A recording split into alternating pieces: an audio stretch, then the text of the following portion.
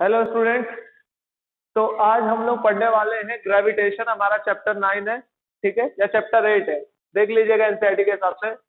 तो class 11th gravitation, बेटा ये इंपॉर्टेंट चैप्टर इसलिए है क्योंकि ग्रेविटेशन से हम लोग ये स्टडी करते हैं कि हमारा यूनिवर्स कैसे वर्क कर सकता है।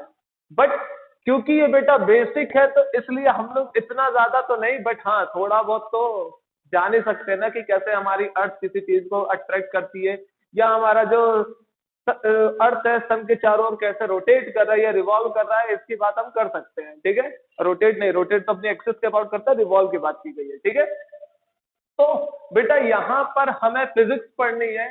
मीन्स जो भी हम चीज अभी फील करते हैं अर्थ को लेके या सोलर सिस्टम को लेके, उसको मैथमेटिकल मॉड्यूलेशन में कन्वर्ट करना है। तो बेटा यहाँ कुछ कंटेंट है जो हमें चाहिए।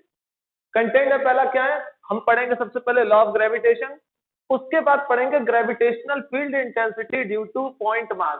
ठीक है, उसके बाद बेटा हम पढ़ेंगे result of solid sphere. Means solid sphere के कारण ग्रेविटेशनल फील्ड इंटेंसिटी कैसी रिजल्ट शो कर रही है, सिर्फ हमें वो जानना है। रिजल्ट की बात करेंगे, डेरिवेशन की बात नहीं की गई है। डेरिवेशन के लिए बेटा साइड बुक सबसे बेस्ट एससी वर्मा देखिए, उसमें आपको पूरा प्रूफ मिलेगा। पहले डिस्क, रिंग, फिर उसके बाद हॉलो स्फीयर, उसके बाद स्फीयर की बात की गई है, सॉलिड स्फीयर। यहाँ पर सॉलिड स्फीयर का रिजल्ट क्यों लिया गया, ये ज्यादा इंपॉर्टेंट है क्योंकि बेटा आपको मालूम है हमारे जितने भी प्लैनेट्स हैं या सेलेस्टियल बॉडीज हैं, ये सब हम लोग जनरली हमारे लेवल पे ये मान के चलते हैं कि पूरी की पूरी क्या है, स्फीयर है। बट हमें मालूम है कि जरूरी नहीं है कि स्फीयर हो, बट हम मान के चलेंगे सिंप्लिसिटी के लिए कि वो क्या है, स्फेरिकल। अब बेटा स्फीयर है, ऊपर से सॉलिड है प्लेनेट, तो बेटा इसका मतलब क्या हुआ कि ये सॉलिड स्फीयर की तरह हम इस प्लेनेट को ट्रीट कर सकते हैं। तो बेटा इसलिए हमें सिर्फ सॉलिड स्फीयर की रिजल्ट की जरूरत पड़ेगी ग्रेविटेशनल फील्ड इंटेंसिटी से। ठीक है, फिर हम बात करेंगे acceleration due to gravity, small g जिसे हम बोलते हैं, जो अर्थ के लिए 9.8 होती है ऑन एन एवरेज, उसकी बात करेंगे। फिर उस वो वेरी कैसे करता है बेटा, हाइट पे जाए या सरफेस से अंदर की तरफ जाए तो कैसा बिहेवियर शो करता है, उसकी बात की जाएगी। फिर ग्रेविटेशनल पोटेंशियल की बात की जाएगी कि इनफाइनाइट से किसी पॉइंट को किसी ग्रेविटेशनल फील्ड के अंदर लाने में किया गया उस मास पे वर्क डन क्या होगा, समथिंग उसके बारे में पढ़ना है। फिर हमें सॉलिड स्फीयर का फिर से रिजल्ट याद करना है। मैंने बता रखा सॉलिड स्फीयर का इंपॉर्टेंस क्यों है, क्योंकि बेटा जितने भी सेलेस्टियल बॉडी है सब सॉलिड है। ठीक है, स्फीयर हो भी सकते नहीं, सिंप्लिसिटी के लिए, इजीनेस के लिए, ईज के लिए बेटा हम लोग क्या कंसीडर करेंगे, सॉलिड स्फीयर। ठीक, और लास्ट हमारा इस वीडियो का टॉपिक रहने वाला है ग्रेविटेशनल पोटेंशियल एनर्जी। ठीक, तो सबसे पहले बात कर लेते हैं Newton universal law of gravitation. किसकी बात कर लेते हैं, Newton universal law of gravitation. बेटा ये क्या बोलता है, ये एक्सपेरिमेंटल फैक्ट था। कैसा फैक्ट था, एक्सपेरिमेंटल फैक्ट। उससे पहले की चीज है, न्यूटन यूनिवर्सल ग्रेविटी क्या बोलता है बेटा, कि अगर कोई बॉडी m1 है और अगर कोई बॉडी m2 है, तो ये दोनों बॉडी एक दूसरे पर एक अट्रैक्टिव फोर्स लगाएंगी।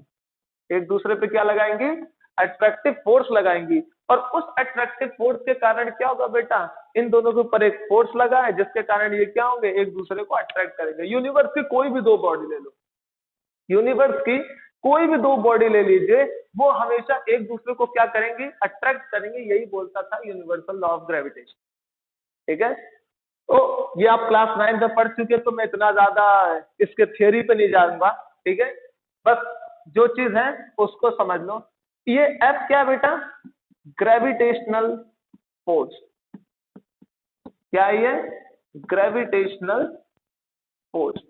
सर ये ग्रेविटेशनल फोर्स आता कहां से, तो बेटा ये ग्रेविटेशनल फोर्स आता है मास के कारण।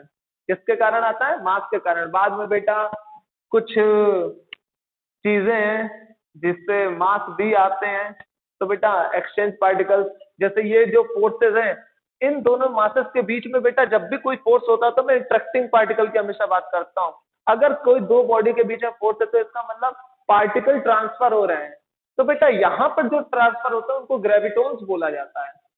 ठीक है, यहां से यहाँ ग्रेविटॉन्स ट्रांसफर हो रहे हैं, यहाँ से यहाँ ग्रेविटॉन्स ट्रांसफर हो रहे हैं, बट ग्रेविटॉन्स का भी थ्योरेटिकल तो बेटा मिल चुका है, थ्योरेटिकली हम प्रूव कर चुके हैं कि ग्रेविटॉन्स होंगे, बट एक्सपेरिमेंटल अभी प्रिडिक्शन नहीं हुआ है, सिर्फ थ्योरेटिकल प्रिडिक्शन है। तो इसलिए मैं इतना डिटेल में नहीं जा रहा कि क्यों, कहाँ से आई है फोर्स वगैरह वगैरह, इन सब की बात अपने को नहीं करनी है। करनी किसकी बात है कि सर इसका नेचर कैसा होता है, ये किस कारण होता है। तो बेटा ग्रेविटेशनल फोर्स किस कारण होता है? Due to virtue of masses, due to virtue of masses. Masses के कारण जो भी फोर्सेस होंगी वो क्या कहलाएंगी? Gravitational force. ठीक है। दूसरी चीज, सर यहां से हमें दिख रहा है कि ये कैसी नेचर की होती है? Always attractive in nature. हमेशा किस नेचर की होंगी बेटा? ये ऑलवेज अट्रैक्टिव इन नेचर। ठीक है सर, मान ली बात। अब इसी के साथ साथ न्यूटन्स ने कुछ एक्सपेरिमेंटल फैक्ट बताए। वो एक्सपेरिमेंटल फैक्ट क्या थे कि ये जो फोर्स लग रही है एक दूसरे के ऊपर, बाय एक्सपेरिमेंट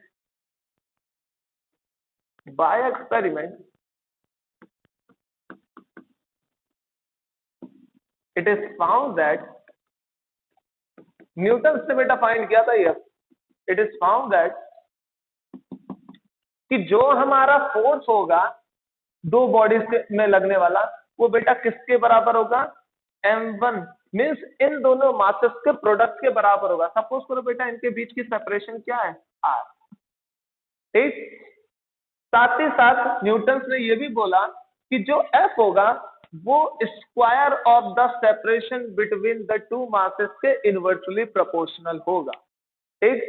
सर जब भी हम लोग इस इक्वेशन 1 और इस इक्वेशन 2 को क्या करते हैं? कंबाइन करेंगे, तो बेटा कंबाइन करते ही हमें क्या मिलेगा कि F is directly proportional to m1 m2 upon r square. अब आपको मालूम है कि जैसे ही मैं प्रोपोर्शनलिटी साइन हटाऊंगा तो एक कैपिटल G लगता है। एक क्या लगता है? कैपिटल G, और साथ में लगता है m1 m2 upon r square. Clear? तो बेटा ये न्यूटन ने फॉर्मूला दिया था, बट याद रखिएगा न्यूटन सिर्फ ये बोल के गए थे, ये प्रोपोर्शनलिटी साइन हटाने के बाद ये जो कैपिटल जी आता है बेटा, ये न्यूटन ने नहीं बोला था। न्यूटन ने इसकी वैल्यू नहीं फाइंड आउट की थी, इसकी फाइंड आउट की थी 1742 में कैवेंडिश की लैब में। बेटा कैवेंडिश एक साइंटिस्ट थे, उन्होंने इसकी वैल्यू को क्या किया था? फाइंड आउट किया था। ठीक है, जिसकी वैल्यू कितनी थी बेटा? तो इस G की वैल्यू मैं यहां लिख दे रहा हूं। G की वैल्यू क्या है?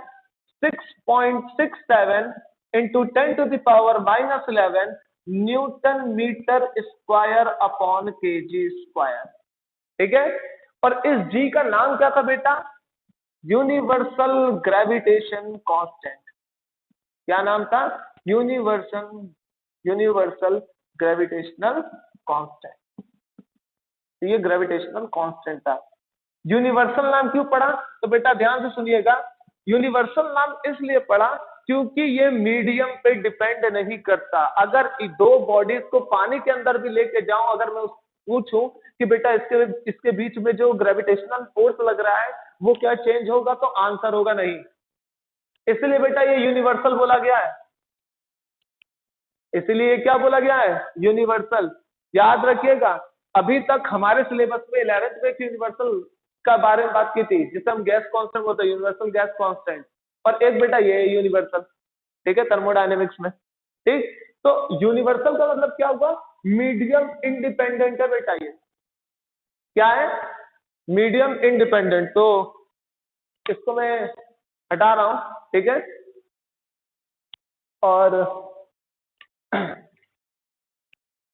बात करते हैं बेटा इस फॉर्मूले के बारे में।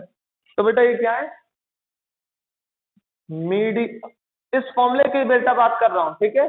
F is equal to G m1 m2 upon r square. बेटा इसी फॉर्मूले की बात कर रहा हूं। ये फॉर्मूला क्या है, या ये फोर्स क्या होती है बेटा? Gravitational force medium independent. क्या होती है? Medium independent. ठीक है, मीडियम पे डिपेंड नहीं करती, that's why we called universal. ठीक है, इसलिए हम इसको क्या बोलते हैं? यूनिवर्सल लॉ बोलते हैं न्यूटन का। ठीक, अब सर सर तो इसका मतलब इस पार्टिकल को मैंने m1 माना, इस पार्टिकल को मैंने m2 माना, इन दोनों के बीच की सेपरेशन को मैंने बेटा बोल दिया r। ठीक, तो सर ये इस पे फोर्स लगा रहा है इधर और ये इस पे फोर्स लगा रहा है इधर, तो बेटा इसका कुछ नाम दे दे रहा हूं, क्या? F21 means force on one, force on one, sorry force on two due to one. Clear? Similarly बेटा इस फोर्स को मैंने नाम दे दिया F12 means force on one due to two. ठीक है, तो अब बेटा मुझे ये फाइंड आउट करना है कि ये जो दोनों फोर्सेस हैं, क्या इसकी वजह से यहां जो फोर्स लगी है, इसकी वजह से यहां जो फोर्स लगी, क्या ये इक्वल है या डिफरेंट है? अगर इक्वल है तो फिर बेटा इनकी डायरेक्शन अपोजिट है, तो ये न्यूटन थर्ड लॉ को भी तो फॉलो कर सकते हैं, equal and opposite in nature. Newton third law ये बोलता है ना, to every action there is equal in opposite direction. तो एक बार चेक कर लेते हैं, सर में भी कुछ गजब की चीजें आ जाए। ठीक है, तो बेटा अब मैं इसकी बात करने जा रहा हूं, तो ये थोड़ी सी जगह चाहिए मुझे। ठीक, तो सबसे पहले बेटा बात कर लेते हैं इस F21 की। तो अगर मैं F21 की बात करूं तो ग्रेविटेशनल तो बेटा सेम ही रहना है, M1 M2 सेम ही रहना है, और साथ में बेटा इसकी डिस्टेंस फाइंड आउट करनी है। तो देखो अगर मुझे इसकी डिस्टेंस फाइंड आउट करनी तो मैं किसके रिस्पेक्ट में बात कर रहा हूं? M1। तो बेटा यहां पर वेक्टर कुछ इस तरीके से लिखा जाएगा R21 वेक्टर, क्योंकि बेटा फोर्स क्या है? Vector quantity. तो यहां तो ठीक है, R21 का होल स्क्वायर हो जाएगा, और यहां पर R21 क्या हो जाएगा? कैप। आपको मालूम है magnitude into unit vector, force के बारे में बात कर रहे हैं। ठीक है, सिमिलरली अगर मैं F12 की बात करूं, F12 की, तो बेटा अगर मैं इसकी बात कर रहा हूं तो किसके रिस्पेक्ट में? इसके रिस्पेक्ट में। तो बेटा डिस्टेंस क्या हो जाएगी? अब ये वाली डिस्टेंस क्या हो जाएगी बेटा? R12। ध्यान रखिए एरो कैसे बना रहे हैं, जो फोर्स लगा रहा है बेटा उसकी तरफ हमेशा रहता है हेड, और जिस पर फोर्स लग रहा है उसकी तरफ हमेशा क्या रहता है? वो हेड। ठीक है, फिर से बोलो, ध्यान से सुनिए, अगर उल्टा बोल दिया हो तो, जिसकी जो फोर्स लगा रहा है बेटा वो मास हमेशा उसका क्या रहेगा? पोजीशन वेक्टर का टेल, और जिस पर वो फोर्स लगा रहा है बेटा उसका हमेशा पोजीशन वेक्टर का क्या रहेगा? हेड। याद रखिएगा, रिप्रेजेंटेशन लिखवा दूंगा अभी। तो बेटा इसका मतलब क्या हुआ? R12, तो यहां पर क्या लिखेंगे? G M1 M2 upon R12 का होल स्क्वायर, और साथ में बेटा यूनिट वेक्टर क्या हो जाएगा? R21 क्या। सर हमें मालूम है कि इनके बीच के जो मैग्नीट्यूड है उसमें कोई चेंज थोड़ी ना आया। इसके रिस्पेक्ट में इसकी बात करो, अरे ये 10 मीटर है, तो इसके रिस्पेक्ट में इसकी बात करूं या इसके रिस्पेक्ट में इसकी बात करो, रहेगा तो 10 मीटर ना। तो यहां से मुझे एक चीज तो मालूम है कि R21 वेक्टर का जो मैग्नीट्यूड है वो R12 वेक्टर के मैग्नीट्यूड के क्या होने वाला है? इक्वल। बट सर यहां पर देखिए हेड टू टेल इधर जा रहा है, यहां देखिए टेल टू हेड इधर जा रहा है। इसका सेंस ये है कि बेटा सिर्फ इनकी डायरेक्शन क्या है? अपोजिट। इसका मतलब अगर मैं इस वेक्टर को इसी के अलोंग रखना चाहता हूं तो साथ में एक नेगेटिव साइन का क्या कर दूं? मल्टीप्लाई। नेगेटिव साइन मल्टीप्लाई करते ही बेटा क्या हो जाएगा? इधर मूव कर जाएगा। तो क्या ये दोनों इक्वल हो जाएंगे? बिल्कुल सर।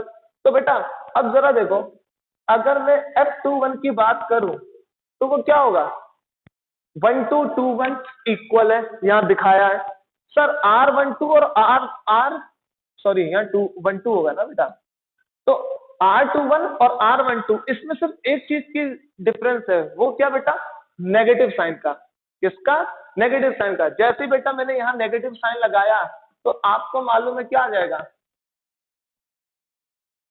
जैसे ये है, अगर बेटा मैं इसको 21 लिखना चाहूं तो मैं क्या लिखूंगा?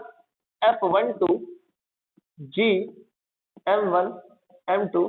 बेटा R12 लिखूं या R21 लिखूं? मैग्नीट्यूड तो सेम है।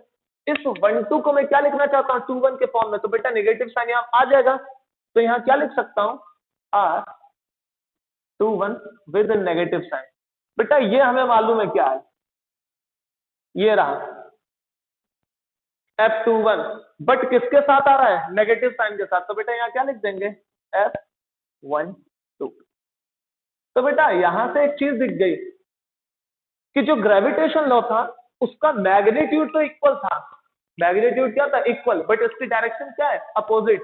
यहां से देखिए प्रूफ भी हो रहा है कि F21 F12 के बराबर है, और नेगेटिव साइन क्या बता रहा है? डायरेक्शन क्या है? Direction is opposite. तो बेटा अगर डायरेक्शन अपोजिट और मैग्नीट्यूड इक्वल, तो बेटा यही तो न्यूटन थर्ड लॉ था ना, यही क्या था? Newton third law. To every action there is equal in opposite action. अब तुम कहोगे कि सर कौन सा रिएक्शन कौन सा एक्शन, तो मैं कई बार बता चुका हूं क्लासेस में और वीडियोस में कि बेटा हम किसी एक को रिएक्शन या एक्शन बोलेंगे, दूसरा उसका जस्ट क्या हो जाएगा? रिएक्शन। बेटा अगर मैंने इसको एक्शन बोला तो ये उसका क्या हो गया? रिएक्शन। अगर मैंने इसको एक्शन बोला तो ये क्या हो गया? इसका रिएक्शन। अगर मैंने इसको रिएक्शन बोला तो ये एक्शन, अगर इसको रिएक्शन बोला तो ये एक्शन। ठीक है, रिएक्शन एक्शन हम अपने बेसिस पे बात कर सकते हैं। तो बेटा ये था आपका Newton's universal law of gravitation. ठीक है, तो अब बेटा हमारा अगला टॉपिक है क्या? Gravitational field intensity due two point mass and result of solid sphere. तो बेटा अब हमारा अगला टॉपिक है ग्रेविटेशनल फील्ड इंटेंसिटी। अब कंटेंट है बेटा एक डिलीट हो गया, ग्रेविटेशन, उसकी बात हम लोग ने कर ली यूनिवर्सल लॉ की। हाँ, ग्रेविटेशन में और बेटा कुछ सिंप्लिसिटी अगर जानना चाहते हो तो वो ये कर सकते हो कि सर ये जो कैपिटल जी है इसकी वैल्यू तो बेटा हम लोग ने पढ़ रखी है already, 6.67 into 10⁻⁻11 newton metre square upon KG square.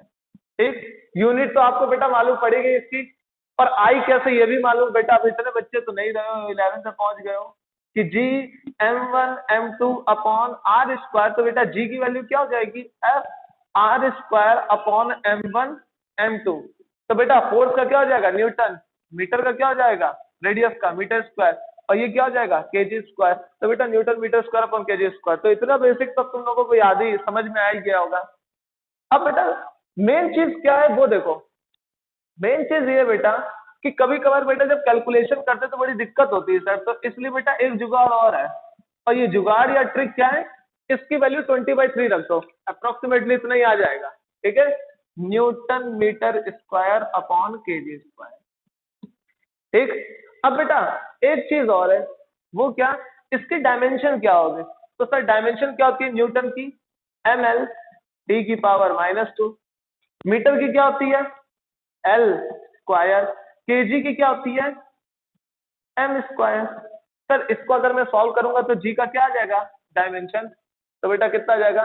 m की पावर -1, l की पावर 3 और t, l की पावर 3 और t की पावर -2। तो बेटा ये आपका आ जाएगा ग्रेविटेशनल फील्ड इंटेंसिटी। क्या आ जाएगा? ग्रेविटेशन फील्ड इंटेंसिटी बोल रहा हूँ, कैपिटल जी की वैल्यू आ जाएगी। ठीक है, क्लियर? और तो बेटा इसमें कुछ बताने के लिए है नहीं। ठीक, अब ग्रेविटेशनल फील्ड इंटेंसिटी की बात करते हैं, तो इसको मैं हटा रहा हूँ। ठीक है, आप लोग पॉज करके लिख लीजिएगा बैक करके। अब सर ये क्या है ग्रेविटेशनल फील्ड इंटेंसिटी? तो बेटा ग्रेविटेशनल फील्ड इंटेंसिटी से पहले आप ये समझिए ग्रेविटेशनल फील्ड क्या है।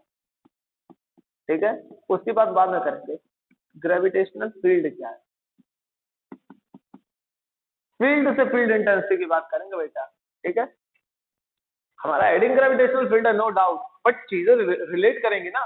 तो ग्रेविटेशनल फील्ड क्या है? तो बेटा इट इज अ स्पेस और reason around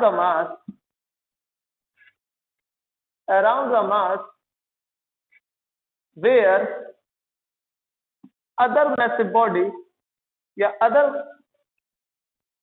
other body experiences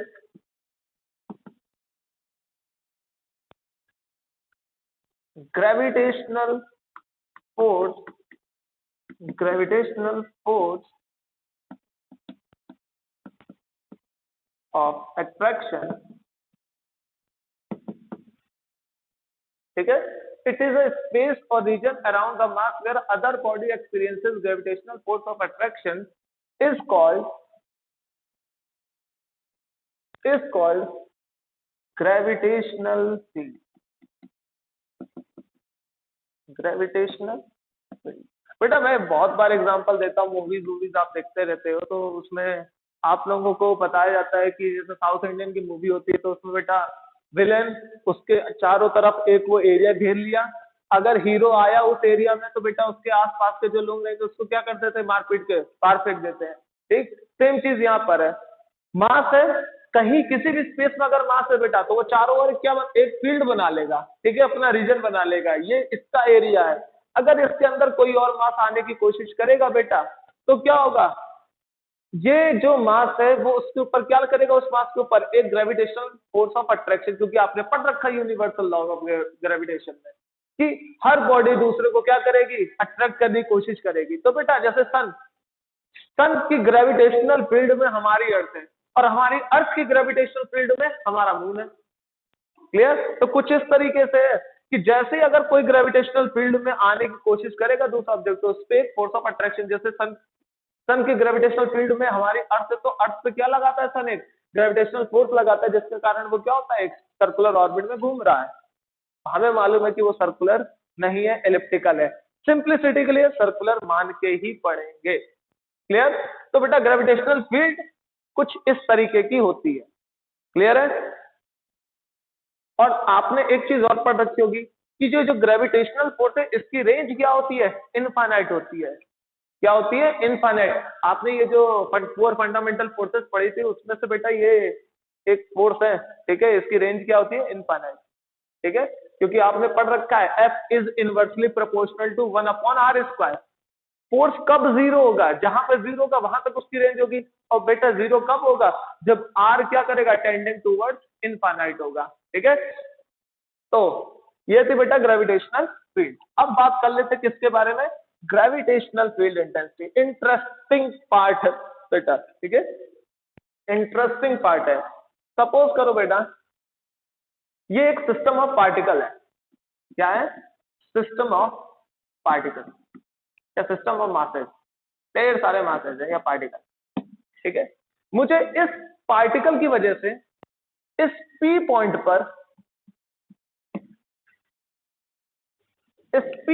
पर मुझे ये पता करना है कि इस सिस्टम की वजह से इस P पॉइंट पे फोर्स कितना लग रहा है। क्या पूछना चाह रहा हूं, इस सिस्टम की वजह से इस पॉइंट पर कितना फोर्स लग रहा है उसको कौन बताएगा, ग्रेविटेशनल फील्ड इंटेंसिटी। मींस अगर बेटा मास है, एक पूरा रीजन बना रखा है, अगर जितना मास उसके पास रहेगा फोर्स उतनी ज्यादा होगी, जितना मास उससे दूर रहेगा फोर्स उतनी कम होगी। तो इस फोर्स की कैलकुलेशन आपको मालूम है, यहाँ इसका मतलब इसकी इंटेंसिटी कम है, यहाँ इसकी इंटेंसिटी ज्यादा है, तो इसका मैथमेटिकल फॉर्मुलेशन क्या होगा उसकी बात करने की सोच रहे हैं अब हम लोग। क्लियर? तो बेटा अगर मुझे इस P पॉइंट पे क्या चाहिए, ये फाइंड आउट करना है कि इस सिस्टम की वजह से यहां पर अगर कोई पार्टिकल रहेगा तो उसमें फोर्स कितने लगेगी, यहाँ इस पॉइंट पे इसकी फोर्स क्या है। बट हम लोगों को मालूम था जब यहाँ पर कोई मास ही नहीं है तो हम कैसे कैलकुलेट कर सकते हैं, बट कर सकते हैं। देखो कैसे, ये कॉन्सेप्ट ही इसीलिए लाया गया है। देखो सर, यहां पर एक मैं बहुत छोटा सा मास लेता हूं, फिर से बोल रहा हूं, एक के रिस्पेक्ट में दूसरे की बात करते हैं तो टेस्ट मास क्या होता है, जिस पर फोर्स लगेगी वो टेस्ट मास हो जाएगा, जिसने लगाई होगी वो सोर्स मास हो जाएगा। ठीक है, तो बेटा ये क्या हो गया, सोर्स जो ग्रेविटेशनल फील्ड बना रहा है, और ये क्या हो गया बेटा, जिसपे फोर्स एक्ट हो रहा है, तो इसको बेटा क्या बोल दिए, टेस्ट मास। क्या बोल दिए, टेस्ट मास। तो इस पे क्या होगा बेटा, फोर्स एक्ट। ठीक, सोर्स क्या होगा, जिसने फोर्स लगाया।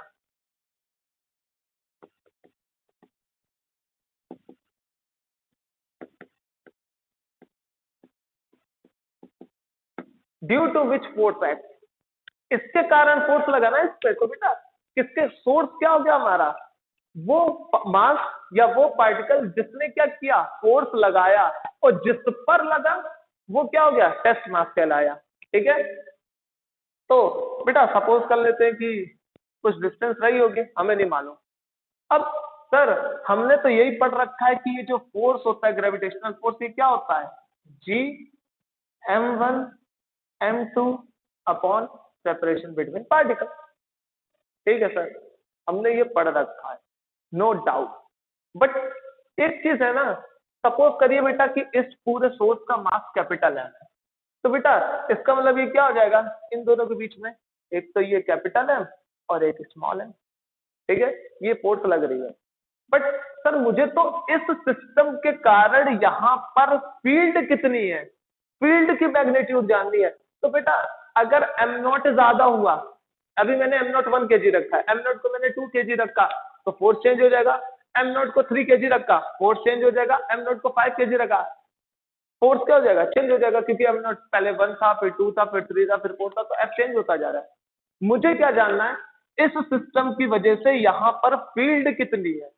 जो फील्ड है, जैसे ये सिस्टम है, इसके चारों ओर बेटा एक फील्ड होगी, तो उस फील्ड यहाँ पर जो उसकी फील्ड है बेटा, उसकी इंटेंसिटी कितनी है, उसकी मैग्नीट्यूड कितनी है, वो मुझे कैलकुलेट करनी है। तो बेटा मास अगर नहीं है तो भी तो फील्ड तो थी ना, अगर मास आ गया तो बेटा हम उसको कैलकुलेट कैसे करेंगे, इसकी बात जानिए। तो जाहिर सी बात है कि सर अगर यहाँ मास नहीं है, फील्ड तो भी है यहाँ पर, अगर फील्ड यहाँ पर तो भी है, तो इसका सेंस क्या बनता है बेटा कि इस पॉइंट पर कितनी इंटेंसिटी अगर मुझे नापना हो, तो इसका मतलब मेरा जो भी फॉर्मूला बनना चाहिए वो इस टेस्ट मास से इंडिपेंडेंट होना चाहिए। क्योंकि बेटा अगर मैं मास बढ़ाऊंगा तो फोर्स बढ़ेगा, फोर्स बढ़ेगा तो क्या मुझे तो सिस्टम का ये जो सिस्टम ऑफ मासेस है इसकी इंटेंसिटी चाहिए, बट एम नॉट उसको इफेक्ट कर रहा है। अगर एम नॉट इफेक्ट कर रहा है तो मैं एम नॉट को क्या करूं, एलिमिनेट करूंगा। बिल्कुल जाहिर सी बात है कि एम नॉट इंडिपेंडेंट आना चाहिए, क्योंकि एम नॉट चेंज करने पे हमें सिस्टम का जो इंटेंसिटी या फील्ड है वो नहीं मिलने वाला। ठीक है, क्योंकि मास को बढ़ाओगे फोर्स बढ़ जाएगी, इंटेंसिटी अलग आएगी, फोर्स अलग आएगी, तो बेटा आप क्या कहोगे कि इस सिस्टम की वजह से यहाँ पर कितनी इंटेंसिटी है। आपने कुछ कैलकुलेट की, मास को 10 गुना कर दिया, तो बेटा फिर फोर्स 10 गुना हो जाएगी। तो बेटा एम नॉट पे तो डिपेंड कर रहा फॉर्मूला, हमें चाहिए इस सिस्टम की वजह से। मीन्स जो भी हमारा फॉर्मूला बनेगा उसमें इस सिस्टम का मास होना चाहिए, एम नॉट क्या होना चाहिए, एम नॉट से इंडिपेंडेंट। तो साइंटिस्टों ने क्या किया बेटा, इस फोर्स से इस टेस्ट मास को क्या कर दिया, डिवाइड कर दिया। जैसे ही डिवाइड किया बेटा हमारे पास क्या आ गया, G M upon R square. और इस क्वांटिटी को क्या बोल दिया गया बेटा, ग्रेविटेशनल फील्ड इंटेंसिटी। क्या वर्ड यूज कर लिया, ग्रेविटेशनल फील्ड इंटेंसिटी। देखो ये एक्सप्रेशन में बेटा एम नॉट नहीं आ रहा, एम नॉट नहीं आ रहा, इसको 5 रखो, 10 रखो, 15 रखो, 20 रखो, मुझे फर्क नहीं पड़ता। इस सिस्टम की वजह से इस पॉइंट पे कितनी फील्ड होगी उसकी हमने मैथमेटिकल कैलकुलेशन कर ली। क्लियर, तो कॉन्सेप्ट यहां से लाया गया है। ठीक है, अब आप लोगों के दिमाग में रखो सर मास तो स्केलर है, फोर्स वेक्टर है, इसका मतलब ये वेक्टर क्वांटिटी होगी, बिल्कुल होगी वेक्टर क्वांटिटी। तो बेटा Eg जो वेक्टर होगा ग्रेविटेशनल फील्ड इंटेंसिटी वेक्टर, वो किसके बराबर होगा बेटा, gravitational force upon M naught. ठीक, इसका बेटा अभी जस्ट फॉर्मूला लिखा था, G capital M upon R square. Suppose कर लो यहाँ से बेटा जो डिस्टेंस है वो क्या थी, आर स्क्वायर थी। ठीक सर, साथ में एक यूनिट वेक्टर चाहिए, इसी एक्सिस के अबाउट बेटा लगेगा, और आपको मालूम है कैसी फोर्स है ये, अट्रैक्टिव फोर्स है। तो बेटा अगर इसी लाइन के बाहर लगता तो हम कहते रेडियली आउटवर्ड, या इस एक्सिस के बाहर लगता तो बेटा ये पॉजिटिव होता, बट ये किधर लग रहा है, इनवर्ड डायरेक्शन में, क्योंकि ये अट्रैक्टिव है। तो बेटा जाहिर सी बात है मैं इसको क्या लिखूंगा, माइनस आर कैप। ठीक है, क्या लिखूंगा, माइनस आर कैप। अब बेटा इसको मैं और क्या लिख सकता हूं, जी एम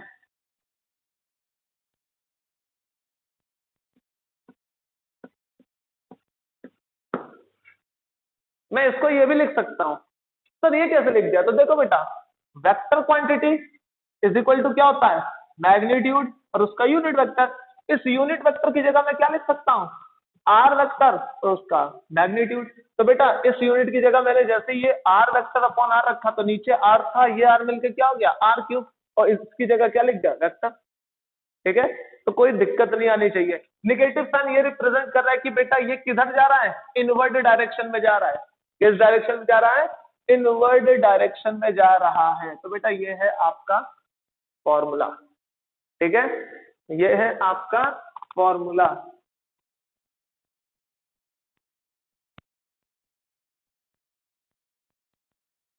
यहां तक ठीक है।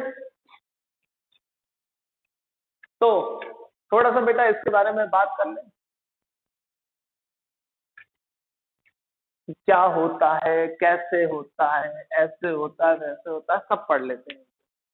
तो अब बेटा यहाँ पर अगर मैं बात करूं तो ये जो Eg है, ये स्केलर क्वांटिटी है, वेक्टर, हम क्या बोलेंगे, वेक्टर क्वांटिटी है सर, दिख ही रहा है सर, वेक्टर क्वांटिटी है तो इसकी यूनिट क्या होगी, तो सर यूनिट क्या होगी, फोर्स न्यूटन मास पर केजी, ठीक है, न्यूटन पर केजी। सर इसकी डायमेंशन क्या होगी, तो बेटा अगर मैं डायमेंशन डिम लिख रहा हूं तो इसका मतलब ये नहीं कि डिम हो गया दिमाग में तुम लोगों का, डायमेंशन है शॉर्ट में, ठीक है। डायमेंशन की अगर बात करूं तो क्या है, एम एल टी की पावर -2 अपॉन एम। बेटा एम से एम कैंसिल हो गया तो ये क्या बचा, एल टी की पावर -2। तो आपको यहां से कुछ जानने को भी मिल रहा है कि सर ग्रेविटेशनल फील्ड इंटेंसिटी की जो डायमेंशन है वो एक्सेलरेशन की बराबर है। बिल्कुल, क्या सर मीटर पर सेकंड भी लिख सकता हूँ क्या, बिल्कुल लिख सकते हो, मीटर पर सेकंड स्क्वायर भी लिख सकते हो, गलत नहीं है, ठीक है। बट अगर मीटर पर सेकंड स्क्वायर लिख देते तो आपके दिमाग में तुरंत एक्सेलरेशन ड्यू टू ग्रेविटी घूमना शुरू हो जाता है, ठीक है, इसीलिए जनरली हम न्यूटन पर केजी की ही बात करेंगे, ठीक है। तो ऐसा नहीं है कि कुछ भी कर दिया। अब सर इसकी डायरेक्शन क्या होगी, तो बेटा हमेशा Eg जो होगा वो ग्रेविटेशनल फोर्स के क्या होगा, पैरेलल, देखो दिख रहा है,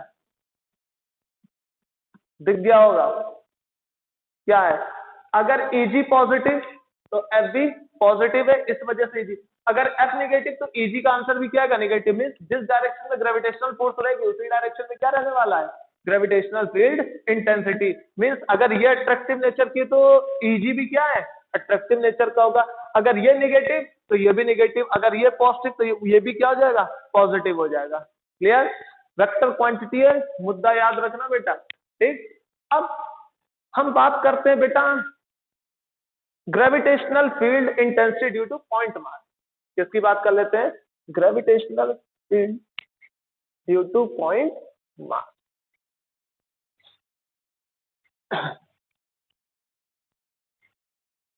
तो बेटा अगर मैं gravitational field intensity due two point mass की बात करूं,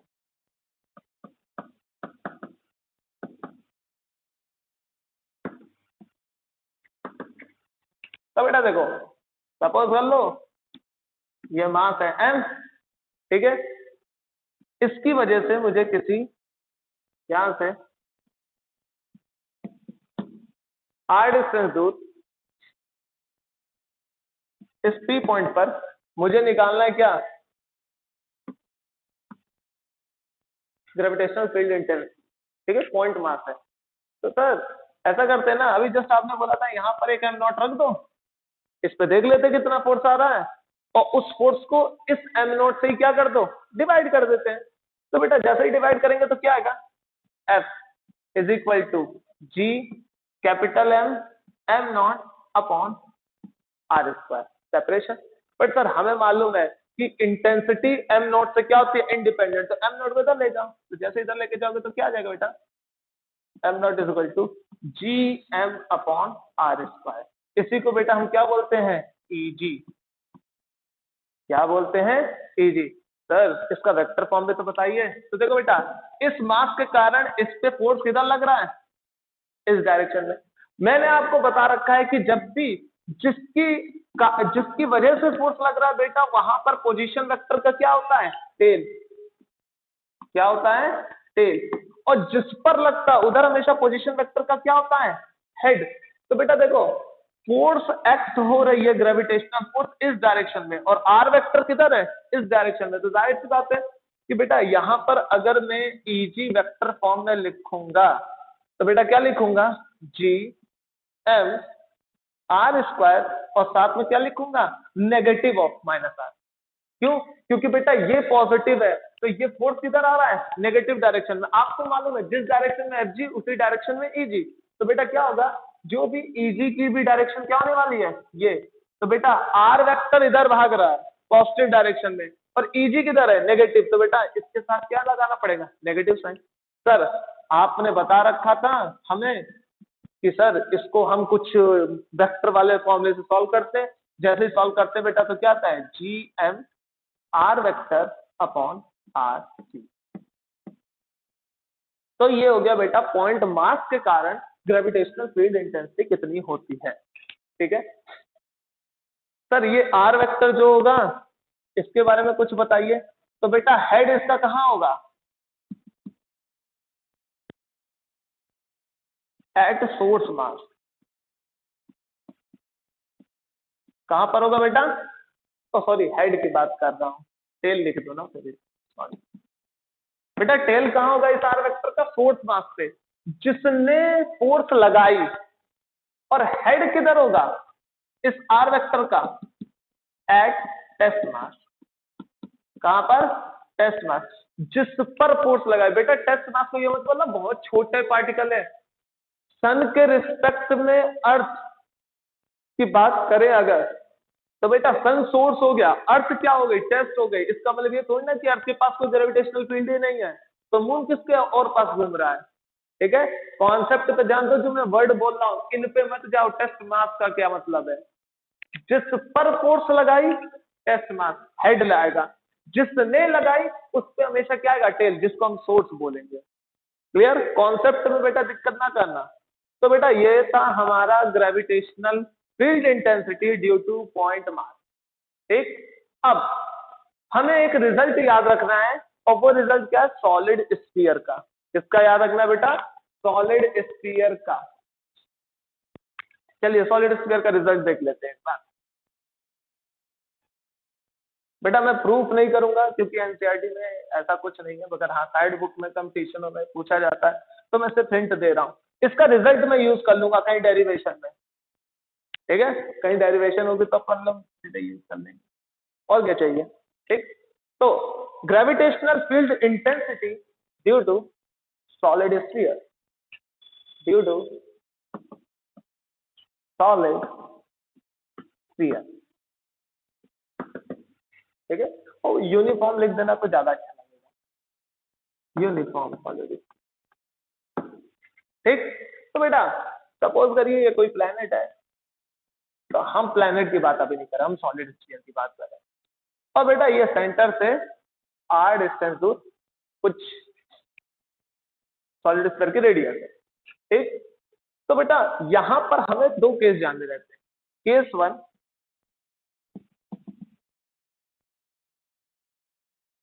व्हेन पॉइंट इज एट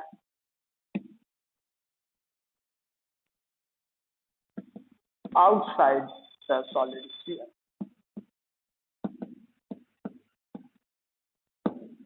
जब पॉइंट आउटसाइड स्फीयर हो तो इस मास के कारण, इसका मास कैपिटल एम मान लीजिए, इस मास के कारण बेटा कितनी electric sorry gravitational field intensity उसकी बात की जाएगी। ठीक है, तो सपोज कर लो बेटा ये रहा वो पॉइंट पी। अब इस मास के कारण इस पी पर कितनी फील्ड होगी, कितनी इंटेंसिटी होगी उस फील्ड की, उसके बारे में जानना है अपने को। तो बेटा कॉन्सेप्ट समझ लो, फॉर्मूला समझ लो। फॉर्मूला ये कहता है कि बेटा सपोज करो कि ये जो डिस्टेंस है वो क्या है, आर। वैसे जनरली मैं बताऊं आपको, तो बेटा यहाँ पर क्या करेंगे, ये पूरे के पूरे मास को हम इसके सेंटर पे कंसीडर कर लेते हैं। सॉलिड स्फीयर की बात बता रहा हूँ, पूरे मास को इसके सेंटर पे कंसीडर कर लेते हैं। सेंटर पे कंसीडर करने से फायदा क्या होगा, ये देखो सारा मास बेटा इस एन पे कंसीडर्ड हो गया। तो बेटा अभी जस्ट हमने point gravitational field intensity due two point के बारे में पढ़ रखा है। सर पूरा की पूरा मास इस सेंटर पे आ गया है। सर अगर ये पूरा मास सेंटर पे आ गया तो सेंटर से आर डिस्टेंस कितनी ग्रेविटेशनल फील्ड निकाली थी हमने, तो ईजी क्या निकाला था बेटा, vector minus G mass of sphere upon इसकी दूरी क्या है, कितनी है पी से, यहाँ से, तो बेटा कितनी है स्मॉल आर, और साथ में बेटा क्या है क्यू, और यहाँ पर क्या हो गया आर वेक्टर। तो बेटा ये आउटसाइड पॉइंट के लिए ग्रेविटेशनल फील्ड इंटेंसिटी कितनी है, कुछ इस तरीके से लिखी जाती है। क्लियर? कुछ किस तरीके से लिखी जाती है, इस तरीके से लिखी जाती है। पूरे स्फीयर को उसके सेंटर मान लो। अब ध्यान से सुनो, न्यूटन्स लॉ ऑफ ग्रेविटेशन में बेटा कुछ क्वेश्चन दिए जाते हैं कि सॉलिड स्फीयर है, उसका सेंटर ये है, उसका सेंटर ये है, और इनकी जो डिस्टेंस हमेशा दी जाती है वो बेटा कहां से दी जाती है, सेंटर टू सेंटर। क्यों?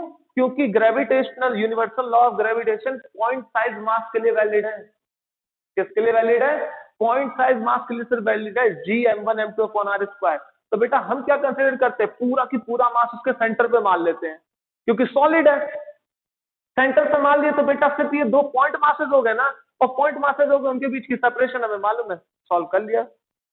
ठीक? तो प्लैनेट्स बेटा, प्लैनेट के अंदर क्या हो रहा है, क्या इंटेंसिटी, उसका हमें थोड़ा ना मतलब होता है। सन के कारण अर्थ पे कितनी है फोर्स लग रही है या फील्ड है, हमें तो उसे कैलकुलेट करना है ना।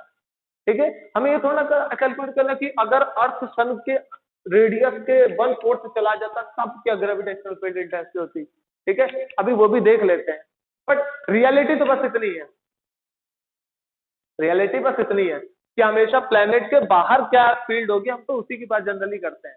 ठीक है, बट इनसाइड देख लो, कभी कभार कोई काम आ गया तो may be acceleration due to gravity के डेप्थ की बात करें तब मैं उस रिजल्ट को यूज कर लूं। ठीक है, तो अगला बेटा केस है हमारा इनसाइड पॉइंट। किस पॉइंट? Inside point. तो बेटा हमारा केस 2 है, when point is at inside the solid sphere. कहां? Inside the solid sphere. तो बेटा तब फॉर्मूला क्या बनेगा, थोड़ा सा चेंज है, थोड़ा ध्यान दीजिएगा। ठीक है बेटा, सपोज कर लो कि यहां पर है अब मेरा पी पॉइंट। केस 2 के लिए बेटा पी पॉइंट कहां है, अब यहां पर नहीं है, बाहर नहीं है सर, अब यहां पर है, सेंटर से आर डिस्टेंस दूर है।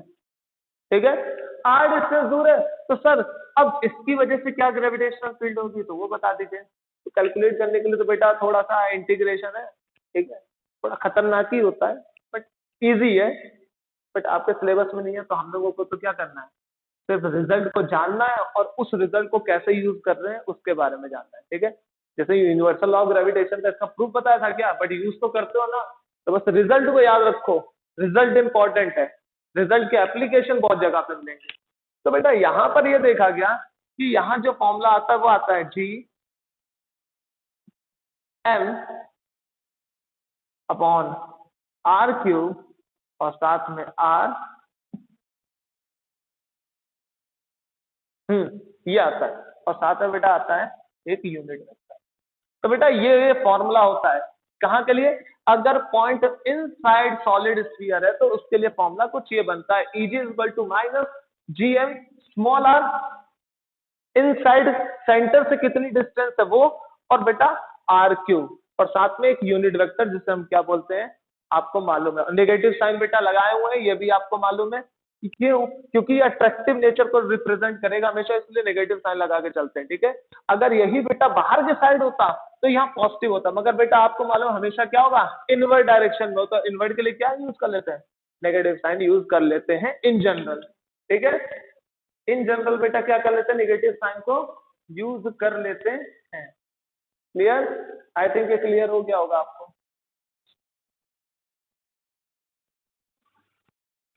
ठीक है, आई थिंक ये क्लियर हो गया होगा। आधे बच्चे कह रहे होंगे सर आर मैग्नीट्यूड है, ये भी यूनिट वेक्टर है, तो क्या कर दें, ये तो वेक्टर ही हो गया ना, तो इसको ऐसे भी लिख सकते हो, G M R vector upon R cube, ऐसे भी लिख सकते हो, कोई दिक्कत नहीं। मैग्नीट्यूड इंटू यूनिट वेक्टर क्या हो गया, आर वेक्टर हो गया। तो बेटा हमारा जो दूसरा पॉइंट था वो भी अपना क्या हो गया है, क्लियर हो चुका है। ठीक है, क्या हो गया है, क्लियर हो गया है। अब हमारा अगला पॉइंट जो है वो है एक्सेलरेशन ड्यू टू ग्रेविटी। तो बेटा अब हम लोग शुरू करते हैं अपना अगला topic, acceleration due to gravity of a planet. G को, स्मॉल जी को कैसे निकालना है, अब इसकी बात करनी है अपने को। ठीक है, तो सर स्मॉल जी को निकालने के लिए कुछ देख लेते हैं क्या होता है। बेटा ये कोई स्फीयर है, हाँ मुझे मालूम है इसलिए नहीं बनाया, बट आप लोग समझदार हो। कैपिटल है, यूनिफॉर्मली डिस्ट्रीब्यूटेड है। यूडी का मतलब क्या है? यूनिफॉर्मली डिस्ट्रीब्यूटेड है, ठीक है। इस प्लेनेट का मास कैपिटल एम है और इसकी रेडियस क्या है? Capital R. ठीक बेटा, एक मैंने मास को इसके सरफेस पर रख दिया, ध्यान रखिएगा इस मास को मैंने सरफेस से थोड़ा सा ऊपर रखा है, पीछे का कारण मतलब ऐसे ये समझिए सरफेस से थोड़ा सा ऊपर रखा है बस। कारण ये कि बेटा अगर मैंने सरफेस पे रखा तो तुरंत इस पे एक नॉर्मल लग जाएगा, और नॉर्मल लग जाए तो फिर मजा नहीं आएगी, ठीक है। कैलकुलेशन में कुछ ना कुछ हल्का फुल्का सा वेरिएशन मिल सकता है, हल्का फुल्का, ठीक। इग्नोर रहता बहुत छोटा है, बट क्यों हम लोग एकदम अच्छा सा कॉन्सेप्ट सीखे ना जिसमें कोई और फोर्स हो ही ना, सिर्फ इसके, क्योंकि कुछ बच्चों के दिमाग में आ सकता है सर जैसे ही टच करेगा नॉर्मल ऊपर लगेगा, तो हल्का सा ऊपर रख दिया जिससे कि नॉर्मल ना हो। सर बहुत हल्का है तो लगभग रेडियस आर मान के चलिए। अरे सरफेस से तुमने बस इतना से उठा दिया तो कौन सी बड़ी बात कर दी, ठीक है। इतना फैक्टर को इग्नोर मार के चलती है फिजिक्स, ठीक है।